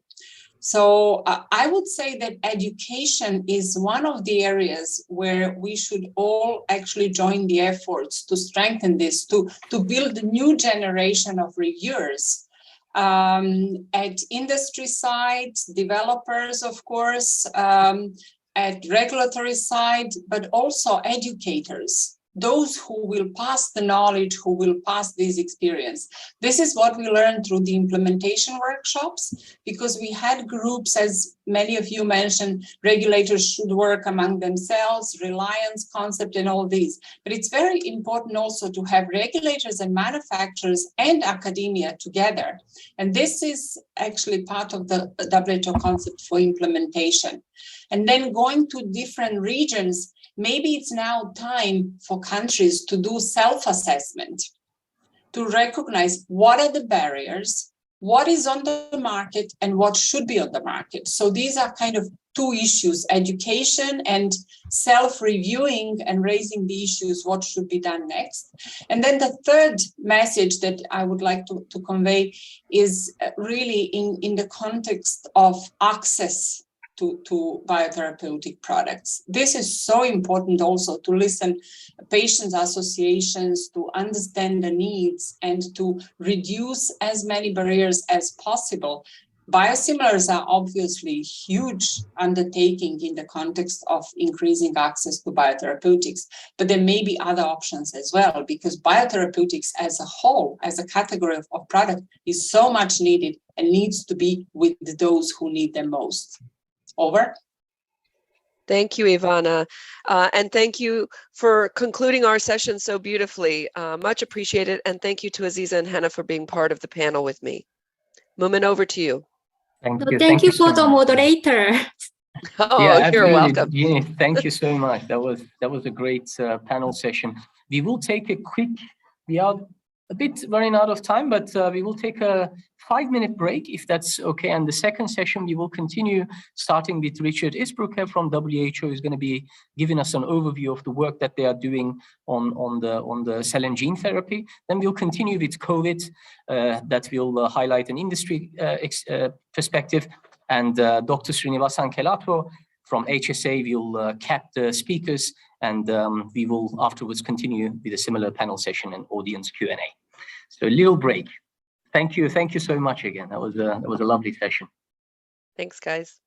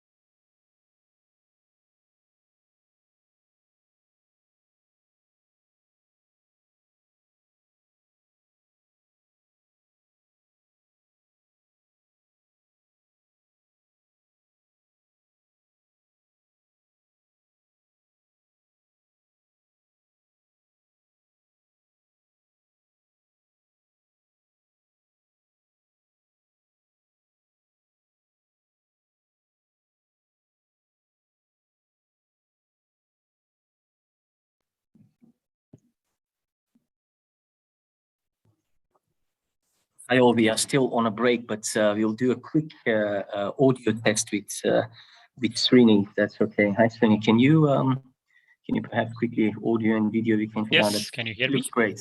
Yeah, we can hear you great So as well. slides I will be sharing from my screen or? No, slides will be shared on the from our side. From your side, okay. Thank you. Thank you. Yeah.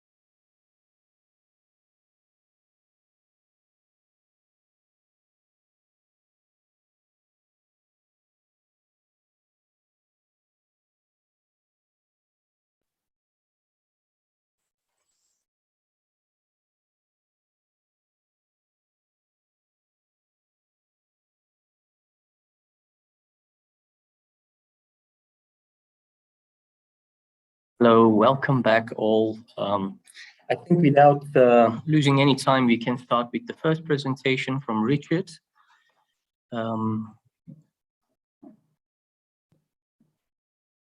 Great.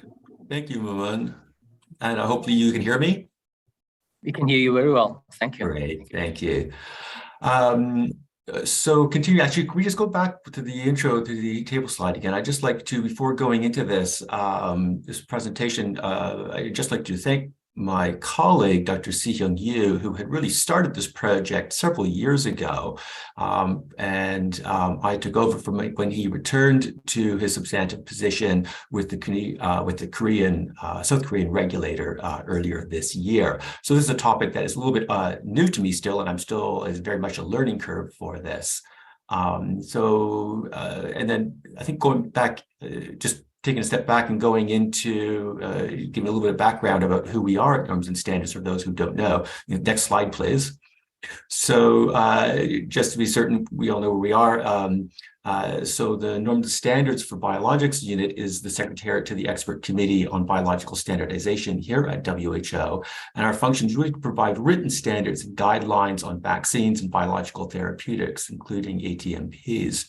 And these guidelines really provide the key regulatory principles that are related to the manufacture and quality control, safety, and clinical evaluation of these products. And they help to support regional, national regulatory practices, as well as they provide some of the specifications for the WHO pre-qualification program. And it's also that these guidelines, and what we were just talking about before the break, they help to facilitate international harmonization, and they really work in helping along with regulatory reliance. NSB also manages the establishment of biological reference materials by our WHO collaborating centers and custodian labs. Next slide, please. So going into cell and gene therapy products, this is probably, I'm sure many of you know already about this, but these products are very, very diverse set of products, and many of them are to unmet medical needs. And they come with a lot of complexities due to this range. And these complexities include differences in their product types, their biological function, and their intended use, whether they are autologous, so whether they're originating from the same patient as which they're being donated to, or whether they're allogeneic, so coming from one patient or one donor and into another recipient. There's differences in the extent of their processing and their manipulation, which is required to the amount of administration, where some of them have what is considered minimal manipulation, and some of them really have a lot of manipulation to them. And this all comes with a set of risks that can be associated with either infection, particularly if you're having an allogeneic donation. And there's also potential long-term consequences, such as could they be oncogenic materials if you're looking at gene therapies. And there's also a lot of differences in the extent of the regulatory oversight that is required for them. And because of this variety and their inherent complexities, this has really caused a number of significant challenges to the regulators in the regulatory world. So many countries really still have no or little regulatory framework which encompasses this list of products, whereas other countries are really growing and have established their regulatory frameworks and guidance around these products. But even these really lack harmonization between regions. And these differences are really noticeable for things like, as basic as things of what do we call these? What are their definitions and what are their terminologies? And what is the overall sort of scope of what these are? And there's also the types and extent of the products which are being regulated that often varies between the countries or between regions, and the level of regulatory oversight requirements for each of these. Next slide, please. So there's been a lot of international call for harmonization of products, which is really designed to help improve their accessibility and make it much easier to introduce new products within a country, and to ensure that their standards are the same. So two that are really important for today, or for this presentation that I have, is the World Assembly resolution that was in 2014, in which they requested WHO to increase the support and guidance for strengthening the capacity to regulate these products. So these are new medicines for human use, particularly those that are based on gene therapy, somatic cell therapy, and tissue engineering. And in 2019, the International Conference on Drug Regulatory Authority, so ICDRA, had a meeting, and their report, they recommended that WHO develop, along with member states, a current state-of-the-art document which captures ideas where agreement among experienced regulatory exists, and particularly noting where harmonization has yet to be achieved, and documenting existing areas of uncertainty, as well as areas that could be covered include things like definitions, quality attributes, standards, and clinical development pathways. And these are often where, as I noted in the previous slide, where some of these differences between countries and regions exist, and where there really is sort of a lack of harmonization. Next slide, please. So the ECBS has also covered and also discussed this topic over a number of years, going back, I'm sure, well prior to 2016. If we can just click once, please. So in these first 3 years, 2016, 17, and 18, if you look through the technical report series, you can see the discussions in the committee were really around global harmonization in the cell therapy field, and that it's very much needed, and that WHO was in a position to provide standards and common guidance for global use. And that the focus of guidance really should be on somatic and not stem cell therapies, and should include quality considerations. And it was agreed in the committee that the definitions and terminology would be helpful with clarification specifically for cell therapies, and if genetically modified cells should be considered, whether it should be considered a gene therapy or a cell therapy. And they also recommended that a working group of experts be established to consider the most appropriate approach and advise the committee. Can you click once, please? So then in 2019, at the next discussion, it was noted that WHO is taking sort of a holistic approach to cell and gene therapy products, and this between the units. And so things like other units such as INN, so International Non-Proprietary Names, has started dealing with this, as well as a global health ethics group has also started entering into the field for cell and gene therapy documents, and that the organization really needs to be working and is working together to develop a global set of principles and guidance. And so a working group, by 2019, a working group had been formed, and they met in early of 2020. I'll go to that in a moment. And that a document was proposed on standardization to address the ICDRA recommendations. If you click once, please. So in that last year at the presentation to ECBS, discussions was really to inform them of the update to the committee, or the update to the committee on the progress of the draft document, which is promoting regulatory convergence. Next slide, please. So the purpose of this document that they're drafting is to facilitate the global convergence among regulators, regardless of whether they're in low, middle, and high income countries. And this really goes along with the topic that was just covered in the prior discussion for biosimilars. Its purpose is also to provide a set of basic definitions and terminology for this range of products, develop a common language and risk-based classification system, encourage the establishment of regulatory frameworks within countries, particularly in those where none exist, and to encourage strengthening of those regulatory frameworks, or broadening, where they need to be, and encourage the use of regulatory convergence and reliance to build regulatory capacity and harmonization between countries and regions. And it's also to provide sort of a conceptual basis, sort of a foundation for future WHO guidance in this area. So it's really sort of a foundational document for us internally as well. And this document is because it's very broad purpose, it really is intended to be a short document which covers some of the fundamental, very high level principles. And this is very much a high level document and should be thought of as such. Next slide, please. So in going through the document, it's divided into several sections. Of course, there's an introduction, and this introduction provides some of the definitions to human cell therapies for medicinal use, as well as ATMPs, gives its purpose. And there's a set of terms which are provided in here, and here are some of them, so such as allogeneic and autologous, but also discusses things like homologous use. Next slide, please. So then diving into the document, it really discusses the need for classification and introduces minimal manipulation, the concepts of minimal manipulation, it's difficult to say, and homologous use as a means for effective classification and differentiation between whether they are a human cell therapeutics, or ATTs, or an ATMPs. And a table is provided to give some examples of the different types of these products, as well as their potential risks. And it goes on to provide a means for classifying HCTs and ATMPs using a decision tree. And so that decision tree asks some fundamental questions to arrive at the product classification. And these include, whether the product is a gene therapy, does the product contain nucleated cells, is it minimally manipulated, and is it intended for homologous use? And so we'll sort of work through this decision tree in the next slide, please. So this is the decision tree that has been proposed within the existing guidance. So it starts at the top left-hand corner.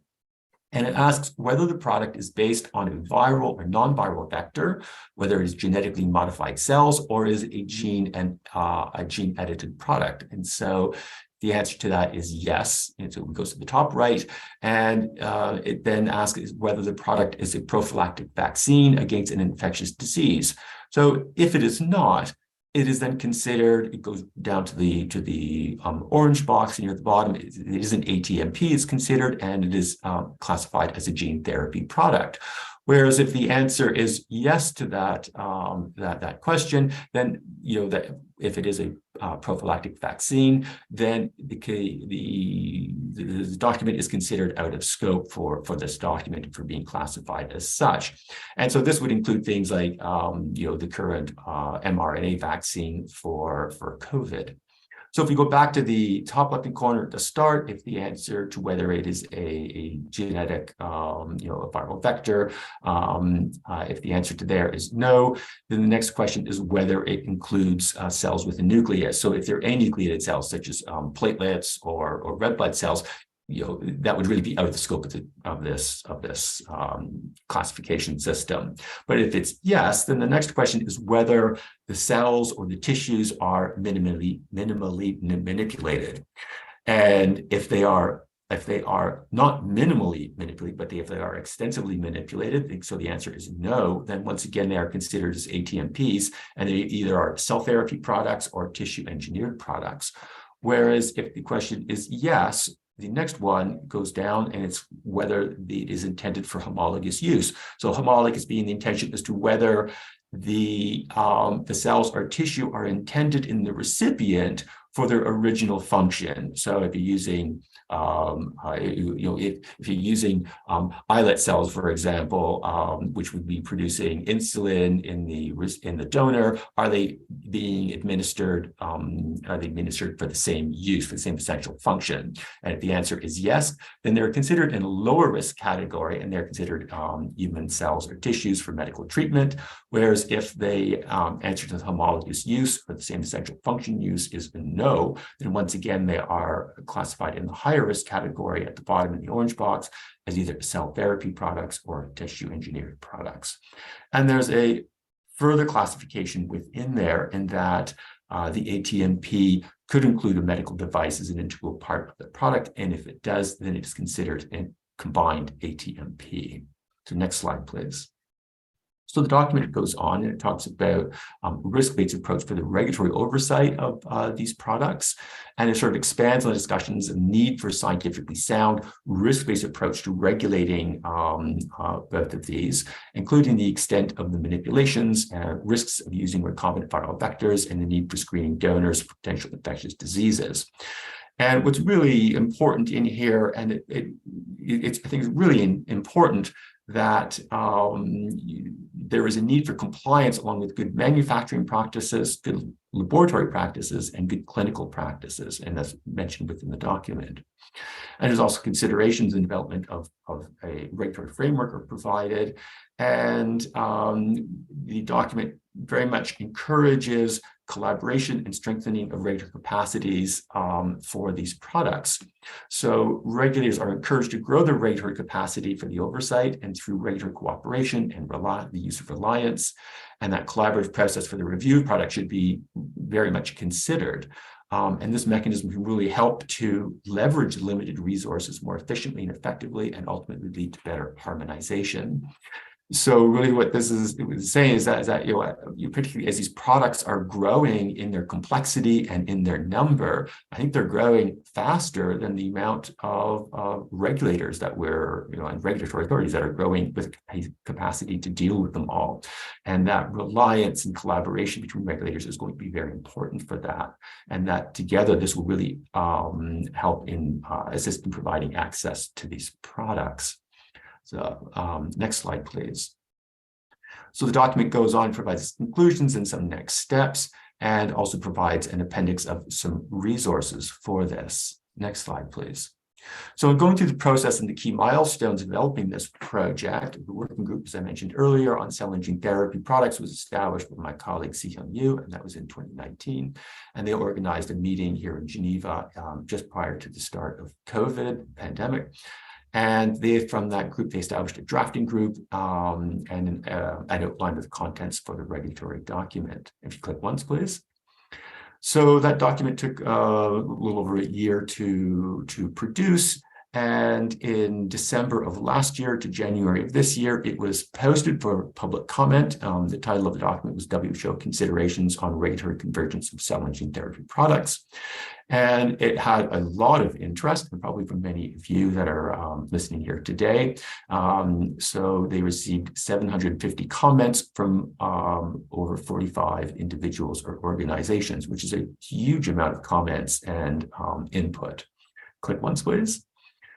So they organized an informal consultation and workshop, which was held virtually in February of this year, which 34 participants and some WHO staff were in attendance. And I believe that many of these participants included some of the individuals and organizations who provided their comments. And the purpose of this workshop was to discuss the documents, the concepts that were covered, and identify areas for revisions to the text. And click once, please. And so over the course of this summer, we revised the document, we updated it, and it went live for the second round of public comments in July. And we received back in September around 400 comments, so still a huge number of comments from 30 individuals and organizations. And we are currently working our way through these comments, the set of comments, because many of these were very, very large. Some of them were some individual comments were a couple of pages long. So next slide, please. So the comments received are currently being reviewed, as I said, by the drafting group, and they're currently working on revisions to the text. But it was very interesting to see some of the common themes that were emerging from the comments. So first, what I'd never seen before is that really almost every single respondent provided positive feedback and encouragement for this project to continue. There really was a lot of interest in this. Many of the comments that we received and that we're going to really seem to be an attempt to address either political, organization, or some regional issues, and that is really not the intent of this high-level document, or really of this project at all. Many of the comments were very valid, if not most of the comments were very valid and provide a lot of insight, but were either out of scope, or they were far too specific or detailed for the level of this paper. And we know that many of them were more appropriate to address in the future WHO guidance documents, and we're certainly taking note of those. And for me, at least, and to the drafting group, this really suggests that some clarity is required as to the purpose and the scope of the document. So as we revise it, we'll really clarify those points, and as well as the title. There was a number of requests for expanding the examples in the text, including more citations to international and national guidance documents, as well as other citations. And I think for a high-level document, I think we've already covered a lot of examples, and I think that a lot of those examples really need to be coming in the future guidances to help with that. And then there was a lot of very specific recommendations, change some of the language and the wording that were used. And that includes very specific topics, such as, we should change harvested. When we talk about harvesting the tissues of the cells, we should say this to donated. And we certainly agree with that. I think harvested is really much of an older term. as well as expansion and revisions to the terminology section, such as for the definitions and terminology around gene editing or gene therapy or to minimal manipulation. And next slide, please. And so, as I said earlier, a lot of this work was really done by Dr. Si-Hyun Yu prior to his return to South Korea. And also the working group and the drafting group members put a lot of time and effort into this. And I believe this is the core of that group. And hopefully I haven't really missed anybody from this list. I think really the experts and organizations really provide a lot of time in their comment from them. And when we received those comments, I was really taken back with the amount of passion and dedication to this topic. And it's really evident from the depth and the length of the comments that they provided. And of course, we received financial support from the US FDA, from CBER, in order to get this project forward. And the last slide is just a thank you to all of you. Thank you so much, Richard. That was a great background and very educational. I think Kovi's presentation will complement it well. I would like to encourage again our attendees and audience to ask any questions they might have for Richard or the panel session. Please do keep them coming. We will address them during our panel session after our speakers. Without taking too much time, I will leave the floor to Kovi, who will be giving an industry overview on how to promote convergence and reliance approaches for ATMPs. Thank you, Moumoun, and thank you very much for inviting me to this sessions. This is an honor for me to actually be able to present on the behalf of IFPMA and Industry Association. So next, please. So just to give some background, in 2020, ARM, actually, the Alliance for Regenerative Medicines, have done some survey to actually count the number of developers that are actually developing cell and gene therapy products. And in 2000, you can see that actually you see a big part of it was actually in North America.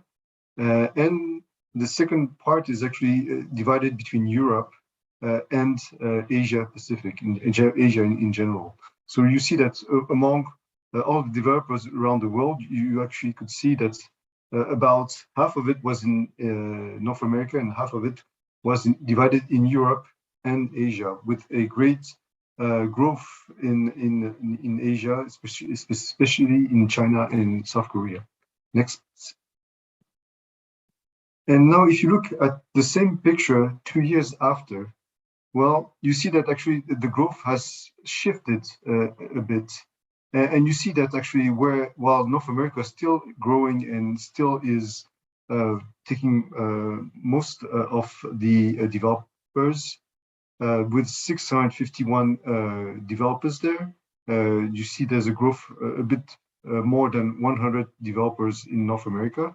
Well, you can also see that in Asia Pacific, well, the growth is huge. We actually went from 295 developers to 453. So actually a very big growth in that region. While you can see that actually in Europe, it did not move that much.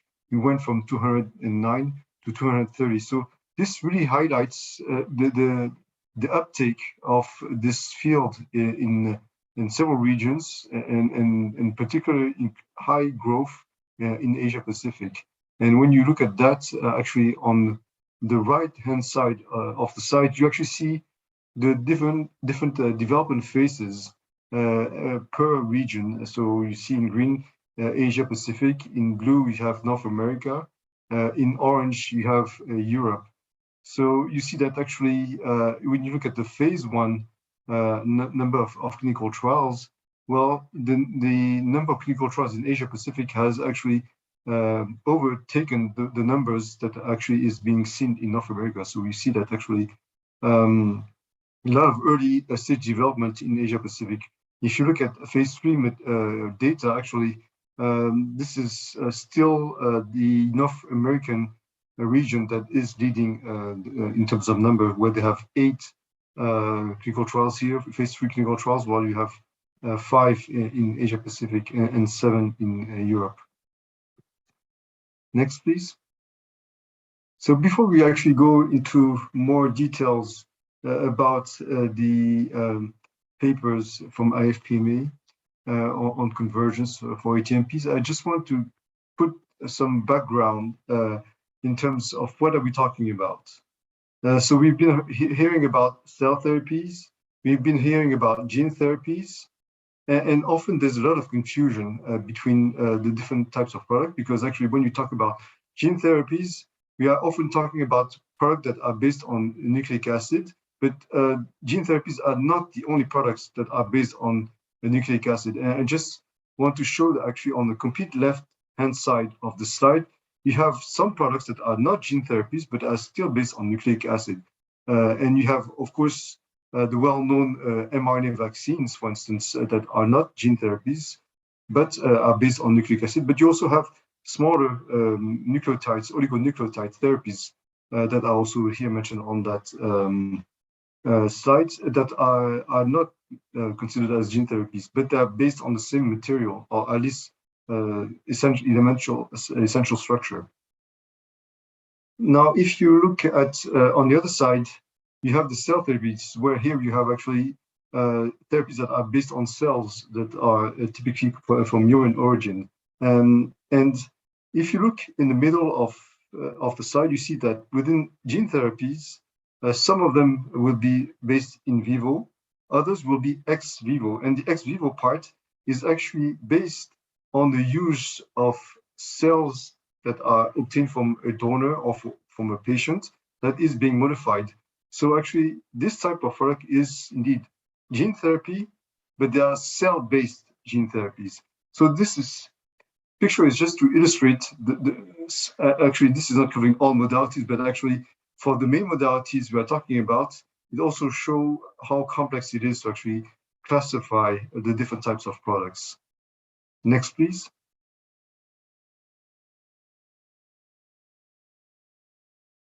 Next, please. Can you hear me? Oh, thank you. And this is to further highlight and give more an image of what are we talking about in terms of products. So we have been talking this morning more about proteins, recombinant proteins and biosimilars. And you see that the size of these products, we are typically talking about 1 to 10 nanometers. Now, when we are talking about gene therapies, we are more talking about products that are typically between 20 to 1,000 nanometers. So the average range is more around, just to give a broad range, around 100 nanometer. That's the size of the products we are talking about. And now when we are moving towards cells, well, you are further increasing the size, and we are talking about products that are over 1,000 nanometers. So we are continuing to increase the size, and by increasing the size, we are also increasing the complexity of the products we are talking about. And if you push it towards tissue, and I'm not even including organs in this picture, so here we are talking about products that are over a millimeter size range, over to centimeters. So we are really changing in terms of size, but also in terms of complexity. Next, please. So what we have been doing at IFPMA and FPR is actually working on some points to consider to promote convergence and reliance approaches for ATMP. And actually, it's great to be speaking right after WHO, and Richard has very well explained the work and the intent of the document. And actually, the point to consider we want to highlight is actually very much in line with what WHO has already started and has done. And you will see that actually the first two, actually we have 7 big categories of recommendations. This recommendations actually covers 15 different recommendations, but the first two big categories are about promoting harmonization and recognitions of the product of the classification. It is about facilitating reliance, recognition, and collaborative procedures, not just for initial marketing authorization, but throughout the life cycle of ATMP products. So these first 6 recommendations are completely aligned with what WHO has been discussing and developing in the guidance. And we highly appreciate the work that has been done, and we are part of the associations that are greatly supporting WHO's work, and really believe that they have done a fantastic job in drafting this very complex guidance. I mean, at least complex to write and get such a consensus. So really highly appreciate it. What I would like to highlight is actually the additional points we want to make through this document. So very rapidly to further encourage harmonization, not just for the authorization, but also the elements that are happening before the production of the ATMP. And it may be about, for instance, the accreditation of the collection centers that are actually collecting the starting material, the cells from the patients, for instance.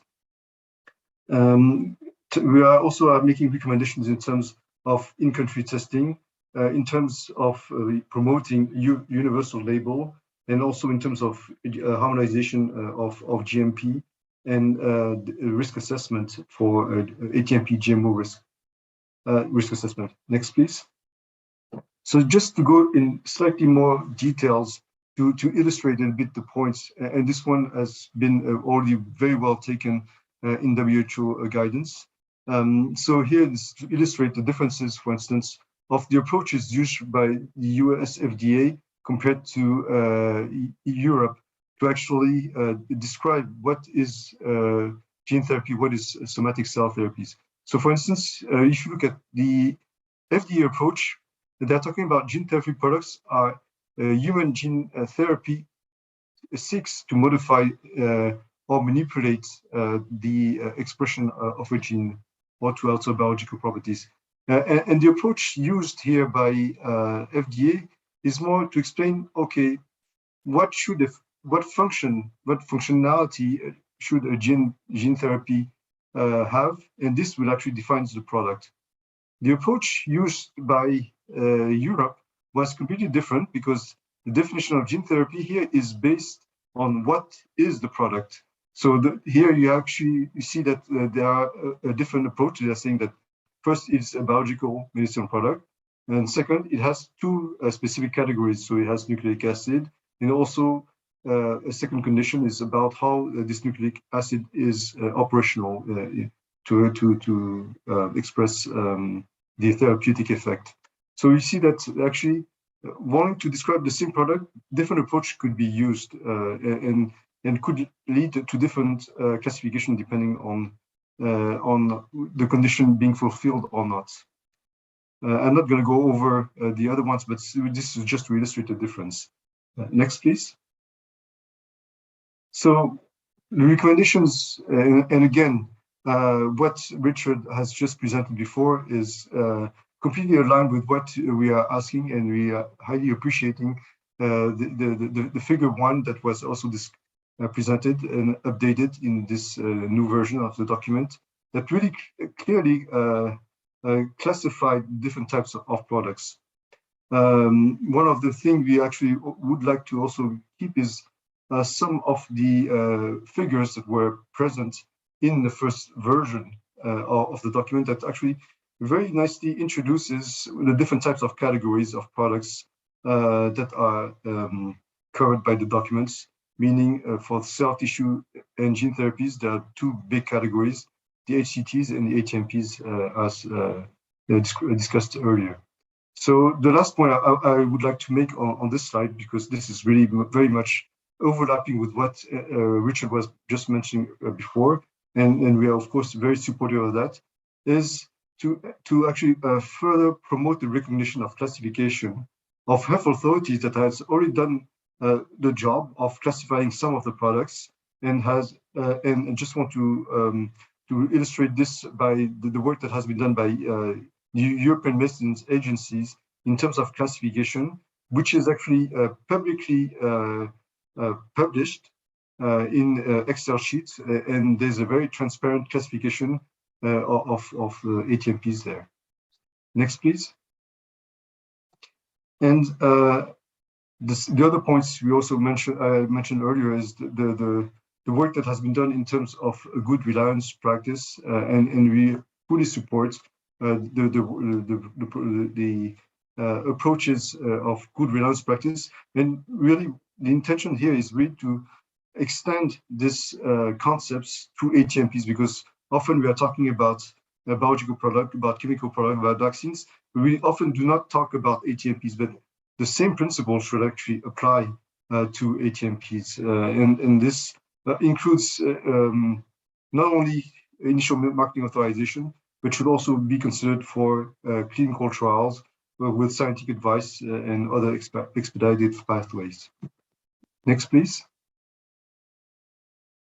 Just to highlight some of the issues we are having in terms of in-country testing. So these are certainly additional topics that may be difficult to actually introduce in a short time frame in the revision of the WHO guidance, but perhaps in future guidance, there could be some further discussions on these different recommendations. And these recommendations are really linked to some of the specificities of ATMP production.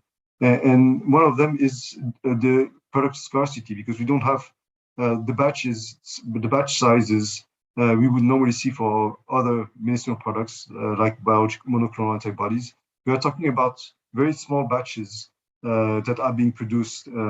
So we don't have that much material. And depending on the modality we are talking about, we may have very, very limited amount of material. And this is, for instance, all individualized therapeutics that are actually tailor-made for a given patient. So here we have a very few amount of material. Some of them are also linked to the time considerations, where actually the production time, turnaround time is very short. For by the time you get the material, process it and return it back to the patient, the time may actually be very short. We do not necessarily have all the time to do all the stability studies we would normally expect, and we would not necessarily have all the validation data that would normally be expected for typical medicinal products. So again, specificities here that makes that actually highlights the recommendations here that actually is to promote the recognitions and promote and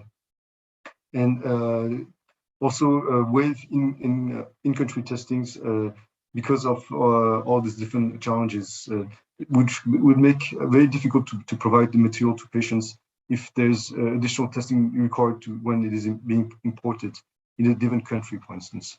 There's a position paper I want to highlight, the link that is at the bottom of this slide. Next, please. And of course, GMP is one very big element. PICS has done a great job in developing Annex 2A, and we really much encourage different companies that, different countries that to actually implement and rely on the compliance certifications that may have been done by other PICS members. Next, please. And with regards to the GMO risk assessment, so often GMO risk assessment may or may not have been developed, the regulations may have or not have been developed in different regions.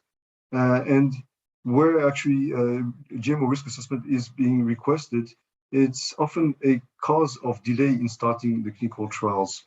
So our recommendation is actually in situations where actually the ATMP product is designed or known to not be able to survive or replicate outside of the patients or the clinical trial recipients, or that the situations where transgene sequence is not harmful, to actually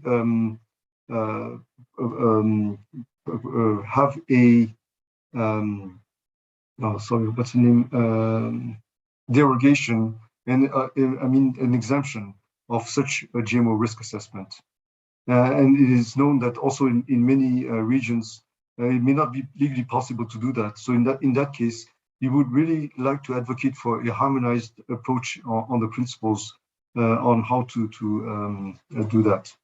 And last point is that if it is the case, it'd be great if different countries could actually also acknowledge the risk assessment that has been done in other countries.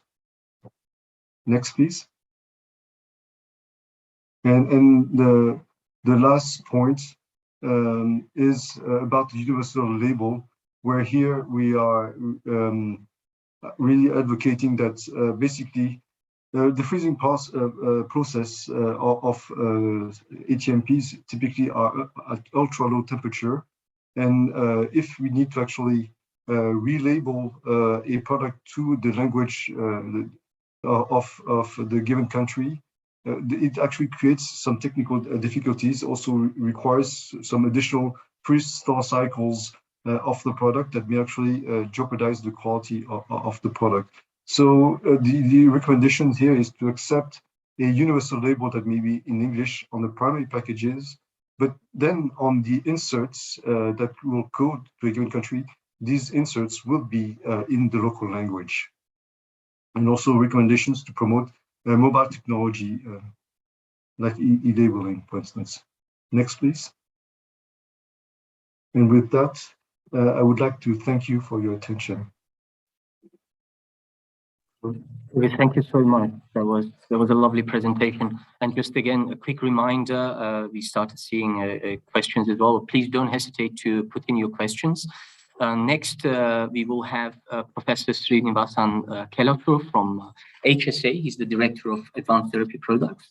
And we are very happy to have him. He's going to be our last presenter for this session. He's going to be giving us an overview of some of the convergence initiatives and the product regulations.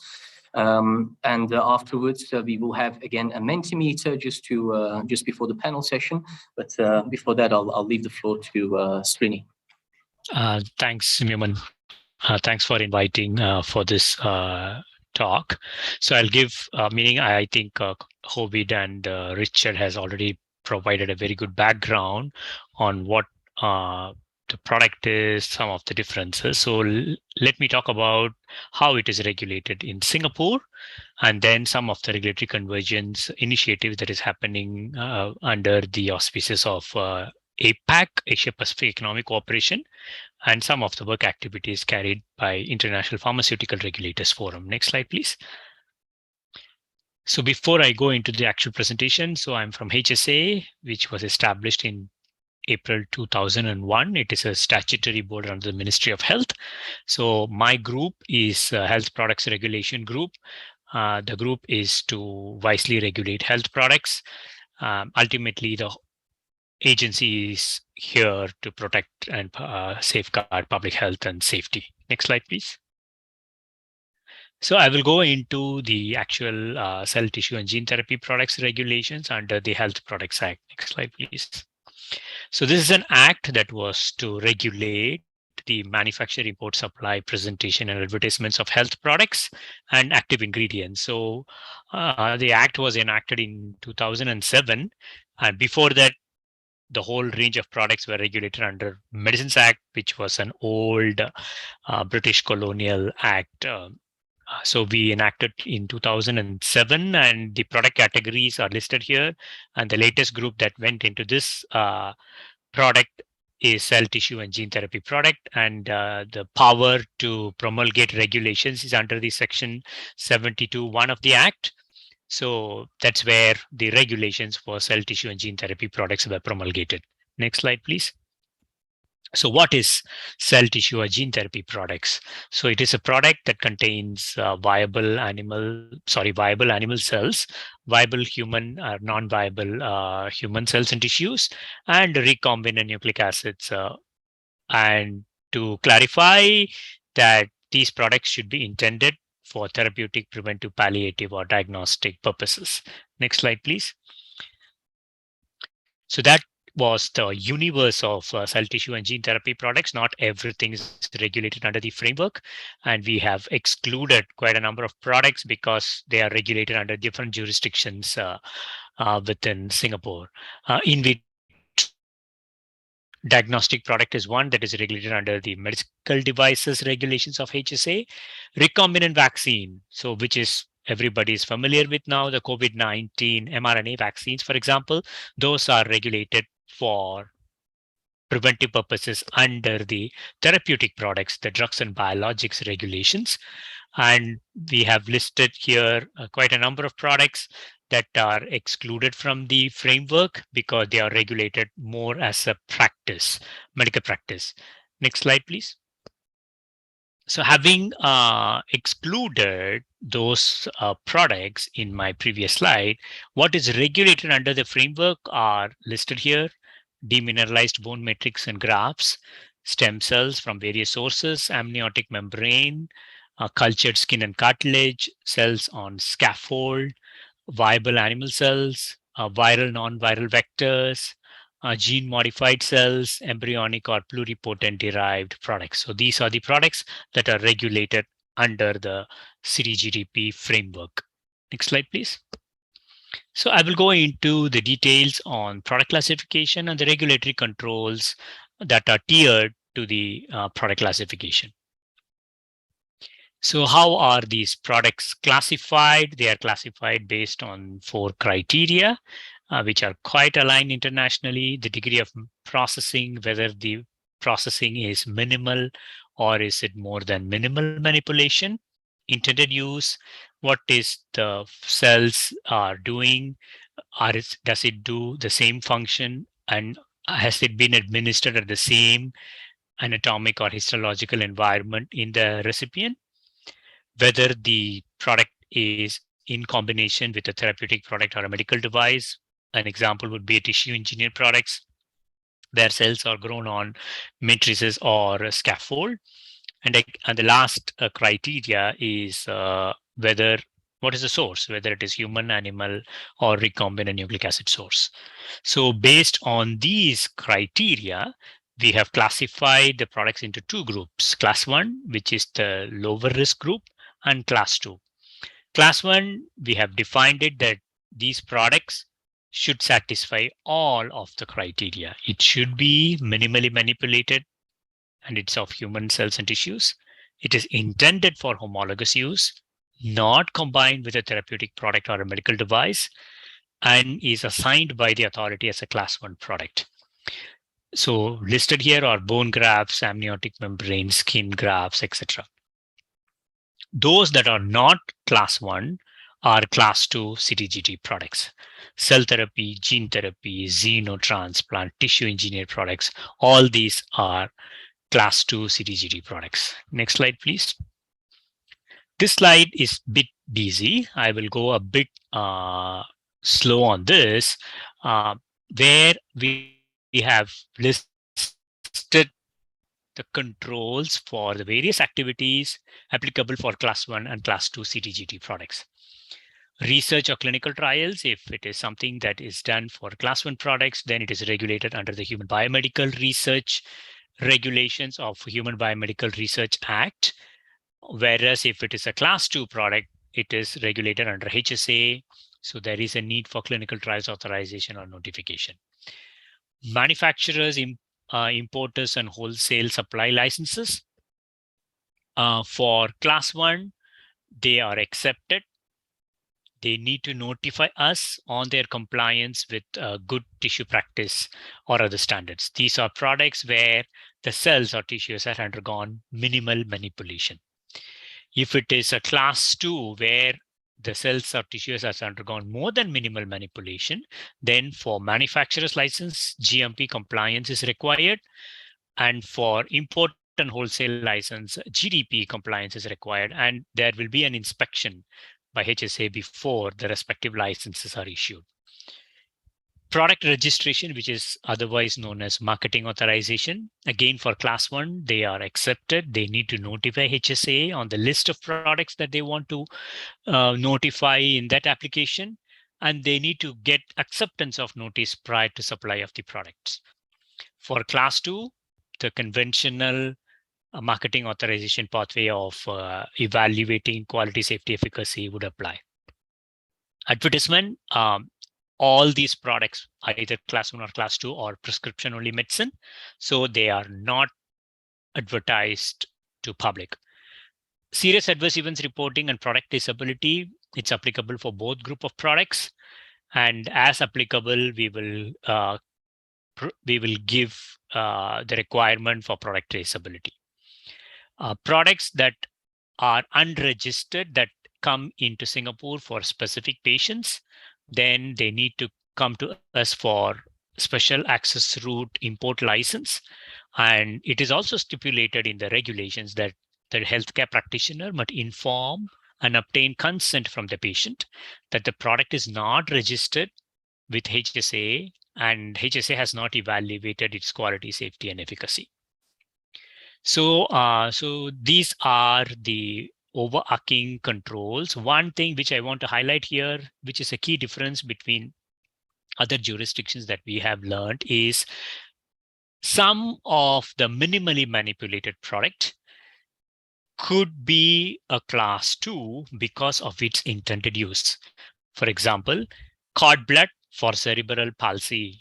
So the cord blood in terms of processing is minimal manipulation, but because of its intended use, which is non-homologous, it becomes a class 2. So for those products, the manufacturing requirement does not require a GMP, as long as they comply with the good tissue practice as how they would comply for a cord blood bank, that would be sufficient. However, if they want to do clinical trials, they need to come to us for clinical trial authorization. This is something which is a different approach that we have taken, considering our local scenario. Next slide, please. So we have issued several guidelines for GMP for cell tissue and gene therapy products, guidance notes on good distribution practice specifically for cell tissue and gene therapy products. Next slide, please. And also a guideline on CMC for clinical trials and registration of cell tissue and gene therapy products. And this CMC document is actually arranged according to ICH CTD format so that our investigators or local sponsors can adopt to compiling the CMC information as how they would do it for a registration dossier. Next slide, please. All the information that I have presented are on our website. You can just Google cell tissue and gene therapy products, HSA Singapore. You will land here. You can see all those information. Now, the next part, I will be talking about the regulatory convergence activities that is happening with the two settings that I have said. One is APAC and the other one is IPRP. Next slide, please. Next slide. So APAC is an enabler of prospective regulatory convergence and cooperation. So next slide. APAC was established in 1989. There are currently 21 member economies. And the goal of APAC is to promote trade for sustainable economic growth and prosperity of member economies. And the agenda and the annual work plan for APAC is developed by senior officials meeting that culminates in leaders declaration. Leaders, I mean, is the respective economies, presidents or prime minister. The APAC chair rotates annually. This year, 2022 is Thailand and next year is USA. Next slide, please. And in APAC, we have defined what regulatory convergence means. So which means it's a voluntary action, represents a process whereby regulatory requirements across economies become more similar or aligned over time as a result of gradual adoption of internationally recognized technical guidance documents and standards or best practices, whatever is applicable. And this is what IFPMA talked about. This is what WHO spoke about too. So it does not represent the harmonization of laws and regulations, actually, which is not required to allow for the alignment of technical requirements and greater regulatory cooperation. Next slide, please. There are quite a number of priority work areas under APAC that supports the achievement of regulatory convergence. And advanced therapies is one of them that is led by Singapore HSA and US FDA. And you can see several other roadmaps where you can see synergies for across the roadmaps, good registration management, MRCT, and good clinical practice, pharmacovigilance. So these are something that is applicable even for advanced therapies. And APAC includes all APAC economies and a regulatory network and industry and academic institutions. So next slide, please. So going into the advanced therapy products roadmap, what is the goal? We have heard from both previous speakers. First is to establish a mutual and harmonized understanding of what advanced therapy products are, and to identify opportunities, develop relevant materials, and establish a training program for these group of products, with an ultimate long-term goal to implement strategies to stimulate and promote prospective regulatory convergence for these group of products throughout the product lifecycle. Next slide, please. And what is the scope under this roadmap? That includes viable autologous cell engineering human cells and tissues, viable xeno cells and tissues, gene therapy products, including gene-modified cells. This roadmap excludes other biologics like vaccines, monoclonal antibodies, because there is a biotherapeutics roadmap. A note that non-viable human tissues are not under the scope of this roadmap because they are regulated differently under different jurisdictions, like tissues, transplant products, medical devices, etc. Non-viable animal cells and tissues are also excluded because that's regulated as medical devices across all of the jurisdictions that we have studied. And as I mentioned, training is one of the key component of this whole APAC roadmap. And how do we achieve these trainings is by Center of Excellences. And for advanced therapies, we have 3 Center of Excellences: Center of Excellence Core, Duke and US Medical School Singapore, Northeastern University Boston, and US Pharmacopoeia. And why Center of Excellence? Because they have key benefits. They are neutral academic platform. They have well-established system in providing training. And because they are academic institutions, it can be a long-term continuous training is possible so that they can less rely on APAC funding. Next slide, please. So we have, through this roadmap, several training workshops have been organized over the last few years. Here is the 2 that was done by Duke and US Core, one in 2017 and one in 2018. You can see quite a number of participants attended these workshops. The next one. Next slide, please. And this is another training program that was organized in 2019 by Northeastern University. Next slide, please. And this year, Northeastern University also organized another capacity building program for biotherapeutics and cell and gene therapies in Latin America. It was done in 3 parts. Online training that was done in April, September, a webinar was done, and come December, there will be a face-to-face 4-day training program that will happen in Chile, Santiago. Recently, USP had 2 training workshops, one in 2021, another one this year. 2021 was on the starting and raw materials for advanced therapies. You can see quite a number of participants, including 17 APAC economies and 6 non-APAC economies represented at this training workshop. The next slide, please, is the more recent one that happened in January this year on the development and validation of bioassays for advanced therapies. Again, you can see quite a number of individuals who have registered for this workshop. So next slide, please. So what is the take home from all this is that science is rapidly evolving. So a platform for considerable training is important. So that's why all these sessions were organized. We all know that CMC is some of the critical components when it comes to cell and gene therapy products. So early engagement with regulators is key. And case studies and mock dossiers for industry stakeholders were also important to understand the regulatory requirements. Next slide, please. The next is the International Pharmaceutical Regulators Forum. This is regulators only forum. So where we can have a very deep discussion on some of the topics of interest for all the regulators. You can see several work groups under this IPRP. Cell and gene therapy is one of them. Next slide, please. So for cell and gene therapy, it's a group of 14 regulators. We discuss over teleconference, and deliverables is there is a framework exercise that was done. You can see that on IPRP website. And one of the topics which were discussed by IPRP that is now taken up by ICH is the biodistribution assessment of gene therapy products, which is ICH S12. And currently we are working on nature and duration of patient follow-up after administration of these products and raw materials. So these are some of the activities that is happening under the IPRP cell and gene therapy working group. Next slide, please.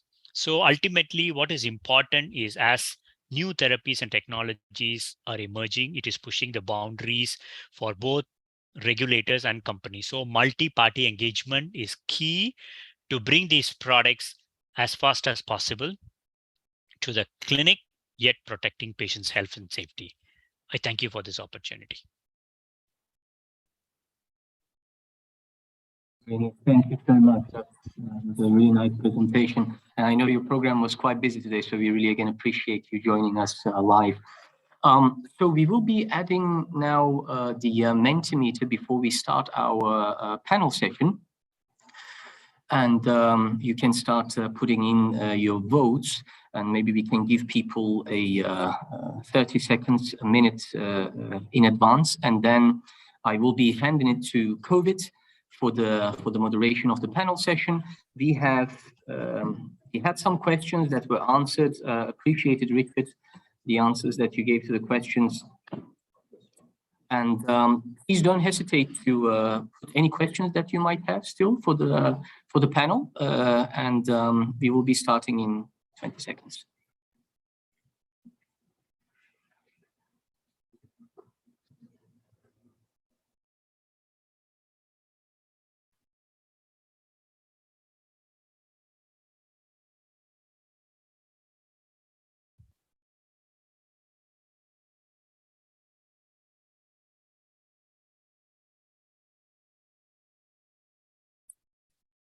Maria shared the Mentimeter link again, so you can continue voting on it. We'll update you during the panel session how it is.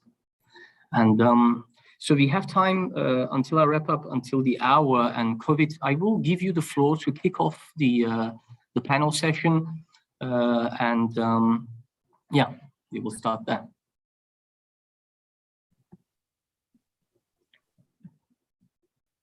Thank you very much for this.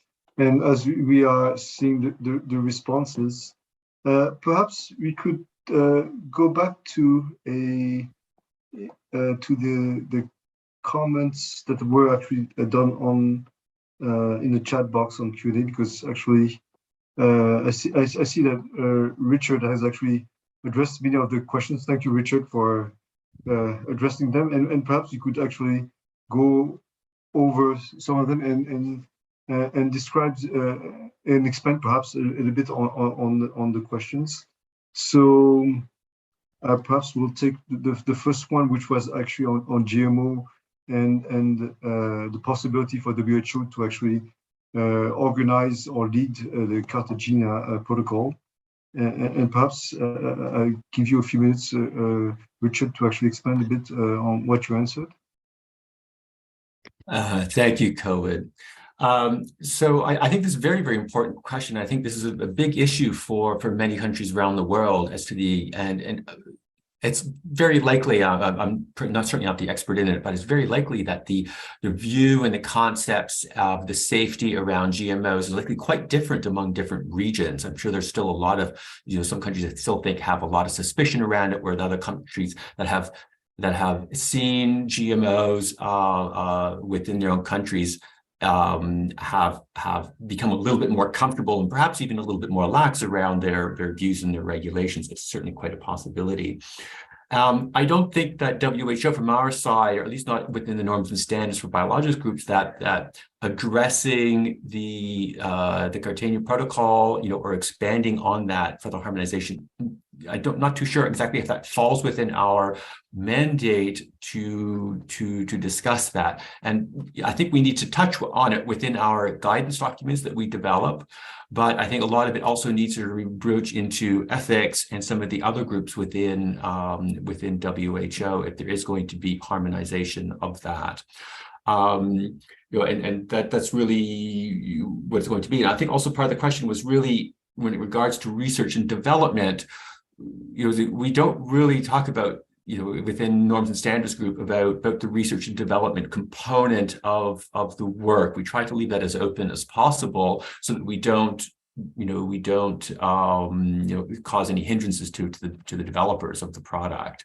We really want to minimize that, but I definitely think that some standards are going to have to be established.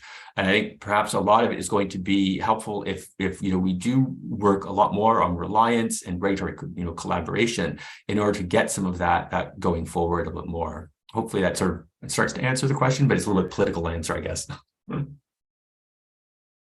Thank you very much for your answer. I just want to complement a little bit your answer in terms of activities we are also considering at IFPMA. So GMO risk assessment is certainly one of the topic we are considering.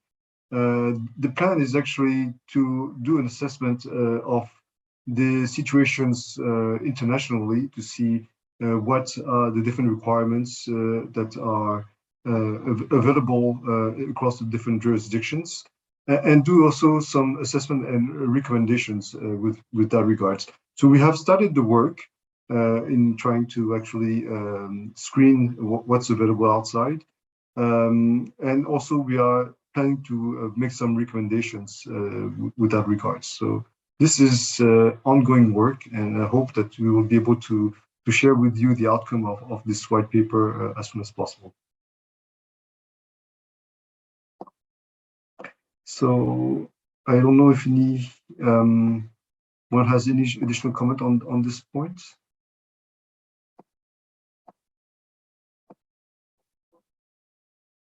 Otherwise, I would propose to actually discuss the other point that was asked with regards to post-approval changes. And Richard, I think you also have addressed that point. I don't know if you want to add a few words on that, and I'll give a few words on US and EMA afterwards.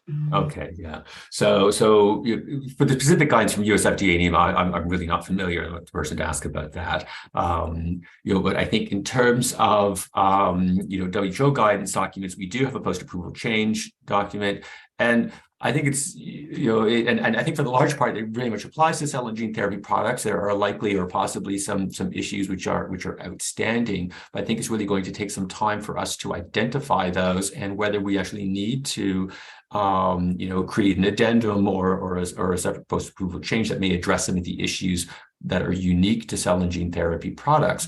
But I think it's also important for regulators to remember is that, when we're developing guidelines, these are not, one shouldn't just look at a singular guideline, but one should look at the collection of guidance documents that are available to them in order to interpret how they will go forward. And so, I think some of those gaps that may be within the existing post-approval change guidance document and those that are evolving are often addressed or can be addressed by helping to interpret, or some of the interpretations to be helped derived from other guidance documents and possibly those within future cell and gene therapy documents.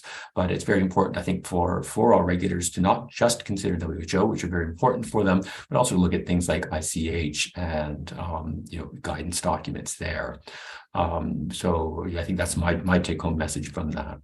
Yeah, meaning I agree with Richard. So it is not something that you should rely on one specific single guidance document. Whatever is applicable in general for biotherapeutics or biologics should be applicable generally vastly for advanced therapy products, whether it is for pre-registration or for post-approval change or modifications. Yeah. No. Thank you for your comments, both of you. I just perhaps add a little bit on the US and EU side. I mean, we are in similar situations where there are biological guidances for post-approval changes. And basically, the principles applied for biologics are also applied for ATMPs. So that's the current situation. Now, from the industry side, I just wanted to highlight that actually the application of this guidance to ATMP is feasible or not, depending on the modality, I would say. In some of the modality that are actually somewhat closer and better characterized ATMPs, when we're talking about mRNA-based, for instance, that are used for a fairly significant amount, big population, or some viral vector-based products. I mean, here there's a possibility to actually apply mostly the principles that are actually being described for biologics.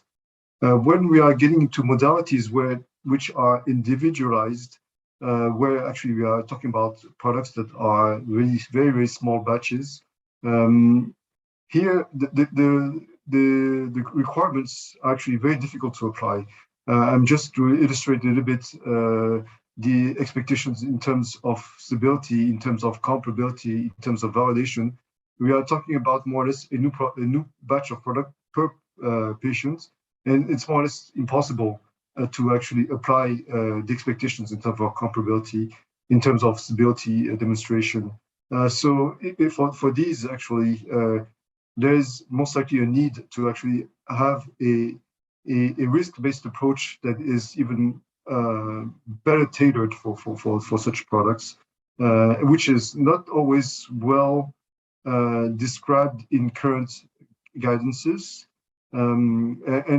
There's some guidances, for instance, in Europe that actually says that for comparability, risk-based approach should be actually used. So there are some guidances, but in practice, there are also the laws in place that does not necessarily account for this flexibility described in some of the guidances. So here, there's certainly some opportunity to actually have a better match of the reality, not necessarily to apply it for this in the same way for all the different modalities. This is actually the main point, because some of them can apply them, others cannot just. So that's my comment on that. I don't know if Richard or Srini, you want to add anything on this, or anybody else in the panel?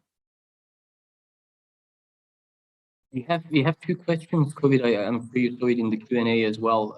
I think Srini and Ivana said that they will answer it.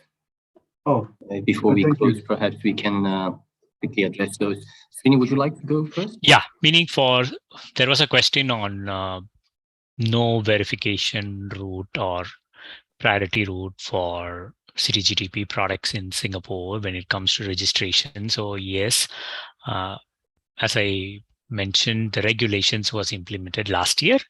So we are in the process of gaining enough understanding of these products and whether there is a possibility for verification. It is not something that casted in stone that there is no, but we will see how things evolve in the future. Then maybe there will be more room for other routes of application for this group of products coming to access. This is something that needs to be discussed within the all 5 consortium partners, because meaning both in Richard's presentation and COVID's, we saw that there is significant divergence in how these products are regulated across the various jurisdictions. So we needed to first understand how things are being classified and regulated within the 5 Access Consortium partners before we can build the confidence and then go for work sharing when it comes to advanced therapy products. It is something that will be discussed at the Access platform as and when necessary. Yeah. over to COVID. Oh, thank you very much, Vinny, for your response. It's very encouraging to hear that all the work ongoing and considerations that are being done to actually facilitate harmonization and convergence. Maybe we could go to the next question and ask Ivana to join. Yeah, thank you. The next question is actually related to WHO plan for organizing training for cell and gene therapy products. And I just want to say that this is the concept that we have introduced long time ago. It's called implementation workshop, which is actually gathering regulators, developers of products, and academia. And what I mentioned for biotherapeutics is actually the plan to do in cell and gene therapy area. It's just a little bit even more complex to initiate this type of typically called training, but in our case, it's not really training. It's really to make sure that regulators understand well the principles described in WHO guidelines, and also the concept of WHO guidelines is different from what you typically see in the so-called national guidelines, because we always have to remember that WHO has 194 member states with very different needs and very different starting points. So you cannot actually train them exactly in the same way. So we usually start with the global implementation workshops involving representatives from 6 WHO regions. And then we also organize regional workshops and sometimes even national workshops, depending on the issues and the number of developers and complexity in certain regions or countries. So that's actually what is planned to be done. But first of all, as Richard said, we need to put in place this high-level overarching document about cell and gene therapy, about the regulatory framework and regulatory oversight, and then initiate implementation. And of course, we are very open for collaboration with all these groups that are already doing trainings. And this was already been discussed with Srini and colleagues from Northeastern University. So it is actually part of the plan. Over. Thank you very much, Ivana, for this response. Perhaps just to follow up a little bit on this point, and also the points Richard mentioned in his presentation, what are the current updated plans for the white paper on convergence? Is it still on target in the sense that some plans of a workshop next year? And yes, I'll let you continue, please. Thank you. Great, thank you, COVID. Yeah, we will be presenting the document to ECBS at their meeting in March for adoption. It originally been intended for October, for next week, Tuesday, but due to the extent of the comments that we received and everyone's eagerness to bring in that, it's a little bit too much in the short amount of time that the drafting group had to address all of them sufficiently for the committee. So yes, I think in part of that, so what we're doing is next week we'll be discussing the document with ECBS prior to presenting it to them in March of next year. And I think from there we can start to really solidify some of our plans and bring forward our plans for future workshops and for what our next steps are going to be. And I think that from here, they're really going to start to get very specific and build off this foundational, high-level document from there. So yeah, hopefully that sort of answers your question. Yes. And maybe just to add one more public consultation, which will be the opportunity for people to express their agreements, disagreements, expectations, etc. Yeah. Yeah, and I'm hoping the next consultation will not further delay the publication of this very important document. Yeah. Thank you very much. Just checking if there's any additional questions online. I don't see any more points. Yeah, I think there are no more points. And we are good in time as well. Yeah, COVID, if you have some last remarks before moving, I'll after you, we'll give a quick concluding remarks, and we'll hand it to Janice afterwards. Thank you so much for moderating this session, and thank you for everyone that's answered. I think every question that was asked that was quite useful. No, I would also like to extend my thanks to all the panelists and presenters. This has been a really great pleasure, and to hear all this presentation and discussions. I think we are really completely aligned, actually, in the way to move forward and the need of convergence and the need of working together. So really happy to hear all that, and thank you again for all your support for this. Thank you, COVID. Thank you, everyone.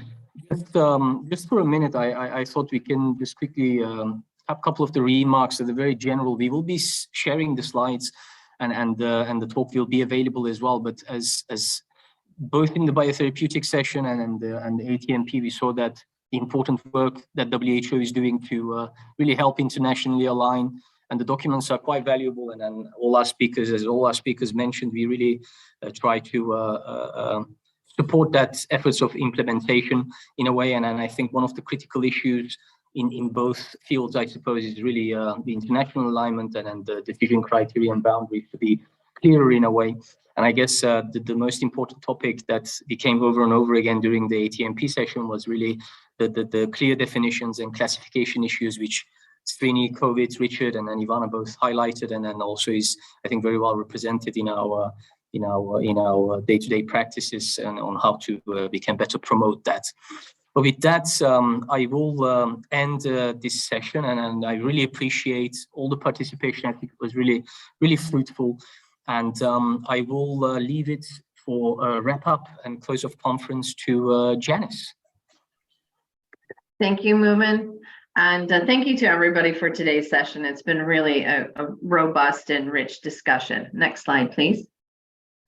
So we just wanted to wrap up a little bit for those of you who hopefully attended the whole week's conference, but in case you didn't, we also just wanted to remind everybody a little bit of the key messages that were coming out of the various discussions that we had.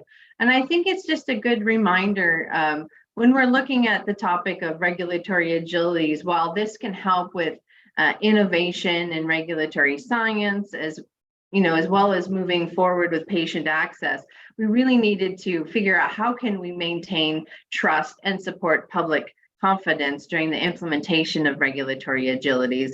We also learned that the patient engagement and health literacy are crucial, and that medicines and vaccines development must meet the needs of patients. For day 2, on the topic of post-approval changes, we looked at how collaboration, risk-based approaches, reliance, and convergence can really help us guide appropriate regulatory action moving forward. On day 3, on quality and supply chain, we're looking at integrity and resilience, and looking at how convergence in GMPs, NRA cooperation, and risk-based strategies for quality control will help avoid duplication and redundancy. And then on day 4, when we talked about ICH, we really looked like what are the foundations of success that we can take forward. And that's really about guided implementation, expansion, collaboration, and training on the key progress that ICH is doing in Asia. So to wrap up today, and to thank everybody, all speakers, all panelists, for all the rich and robust dialogue that they've shared with us, just a big thank you to everybody. And before we completely wrap up, I'd like to move to the next slide, please. Just to remind everybody that we are actually going to have a satellite session of the ARC 2022, and this is going to be focused on harnessing the power of digital tools for regulatory optimization. We do welcome everybody to join us. We will put the registration information available on the ARC website. You can also see that there is a link in the chat if you would like to do that now. And again, that is a special satellite session focused on harnessing the power of digital tools. So again, big thank you to all speakers and panelists, but I'd also like to really shout out to the teams at IFPMA and SAPI for all their hard work in putting this conference together. We've had averaged more than 300 participants each day, and I think that's a great achievement for us, and had great selection of participants and speakers across Asia. So thank you so much, and wishing everybody a wonderful and a safe weekend. Thank you very much. Bye.